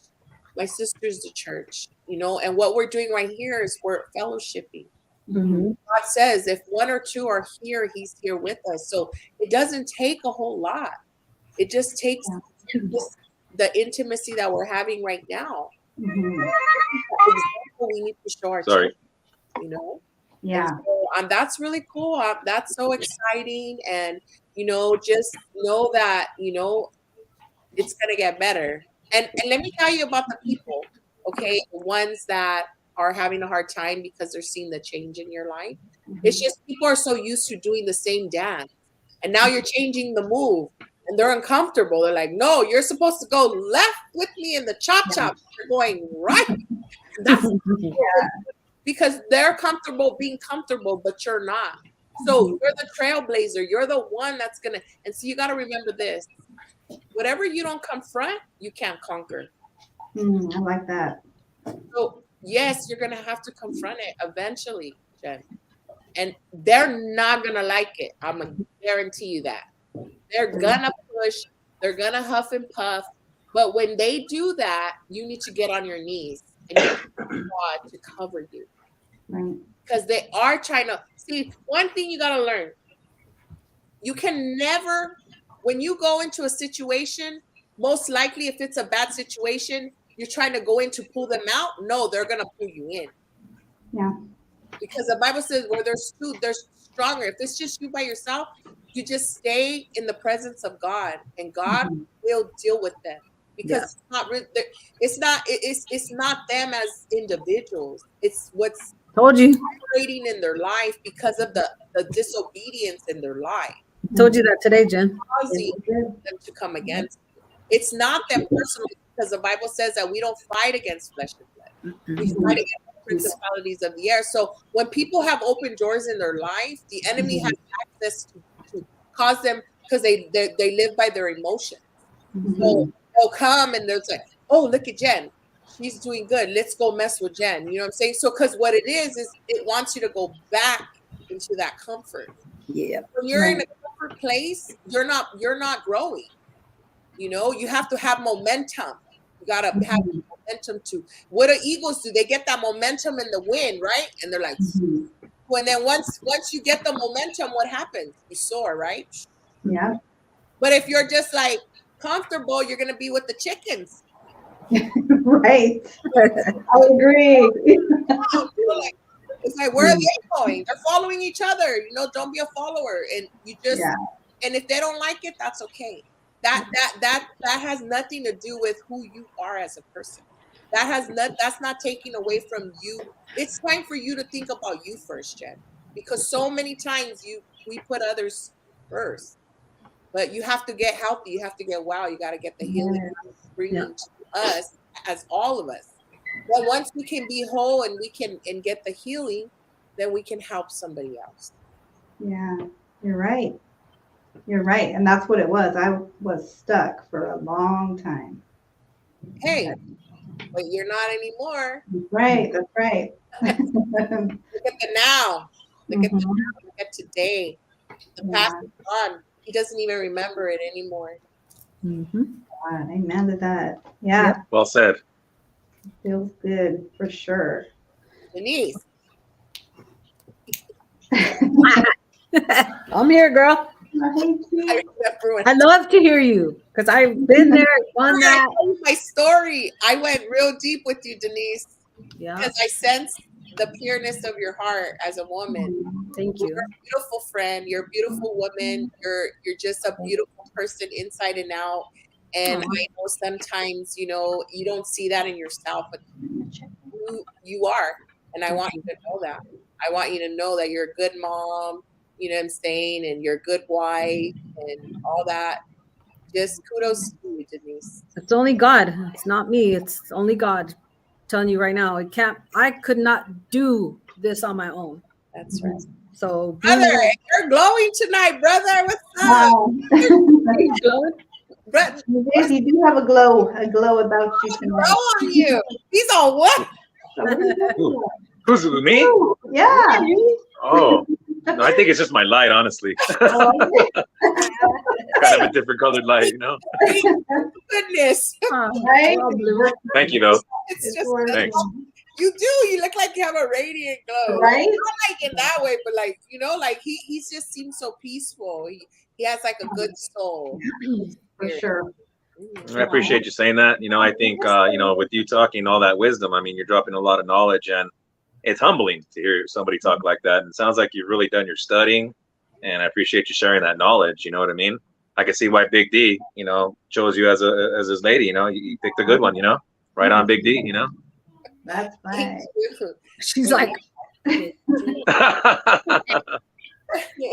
right? Yeah, he's a cool cat, Big D. But I thank you, Jen, for inviting me. I really appreciate being here. Yes. It helps me, you know, get out of my own little world, you know what I'm saying, and just reach out to others and all those that are watching, all those that will watch. You know, I want you to know, don't give up hope. You know what I'm saying? Keep the faith, keep fighting, keep, you know, don't just survive, thrive. You know what I'm saying? Don't just settle for the less, you know, just keep pushing. I know everything around us at times, if we take our focus off God, can seem pretty dark. But just remember that God will never leave you, you know, and when you're ready and you know, and I'm not here to convert, and I always say that I'm not here to push, you know, agenda, or I'm not political, I'm not, you know, none of that. I'm here for the good of mankind. I'm here for unity. I'm here for positivity. I'm here to just be an encourager and to encourage those around me, all those that are around me, and all those who know me personally, you know, can vouch for me. I'm not, you know, and one thing I always say is all glory goes to God. I wouldn't be here if it wasn't for the love of God, if it wasn't for the grace of God. Yep. And don't invite me on my channel if you don't want me to talk about God, because I love it. Yep, that's right. Well, it's a blessing. I love having you. It's a blessing, Monica. You always, you know, I try to stay neutral. You know, I don't want to be too preachy, but you know, at the same time, like if I'm not giving you, you know what I'm saying? If I'm not giving you the truth, then I'm doing you a disservice. Yeah, and that's your authentic self. You know what I mean? Yeah. Right. Well, with that said, you guys, I want to wish everyone a blessed and beautiful evening. We'll be back next Tuesday at 6. Thank you to everyone in the chat, you guys. We really appreciate you being here. Each and every one of you on the panel tonight. So much love and blessings, you know, your way. I really appreciate the word, Monica, Denise, Strange Days, the feedback, the topics we touched on. I think a lot of people will get something out of that, and more to come, you guys. More to come. Amen. Keep doing what you're doing. Thank you, Jen, for having us. Thank you. Thank you. Thank you, Chad. Have a good night, guys. Next week, then. Cheers. Bye, brother. Be well, everyone. Okay. Buenas noches, guys. How do you turn?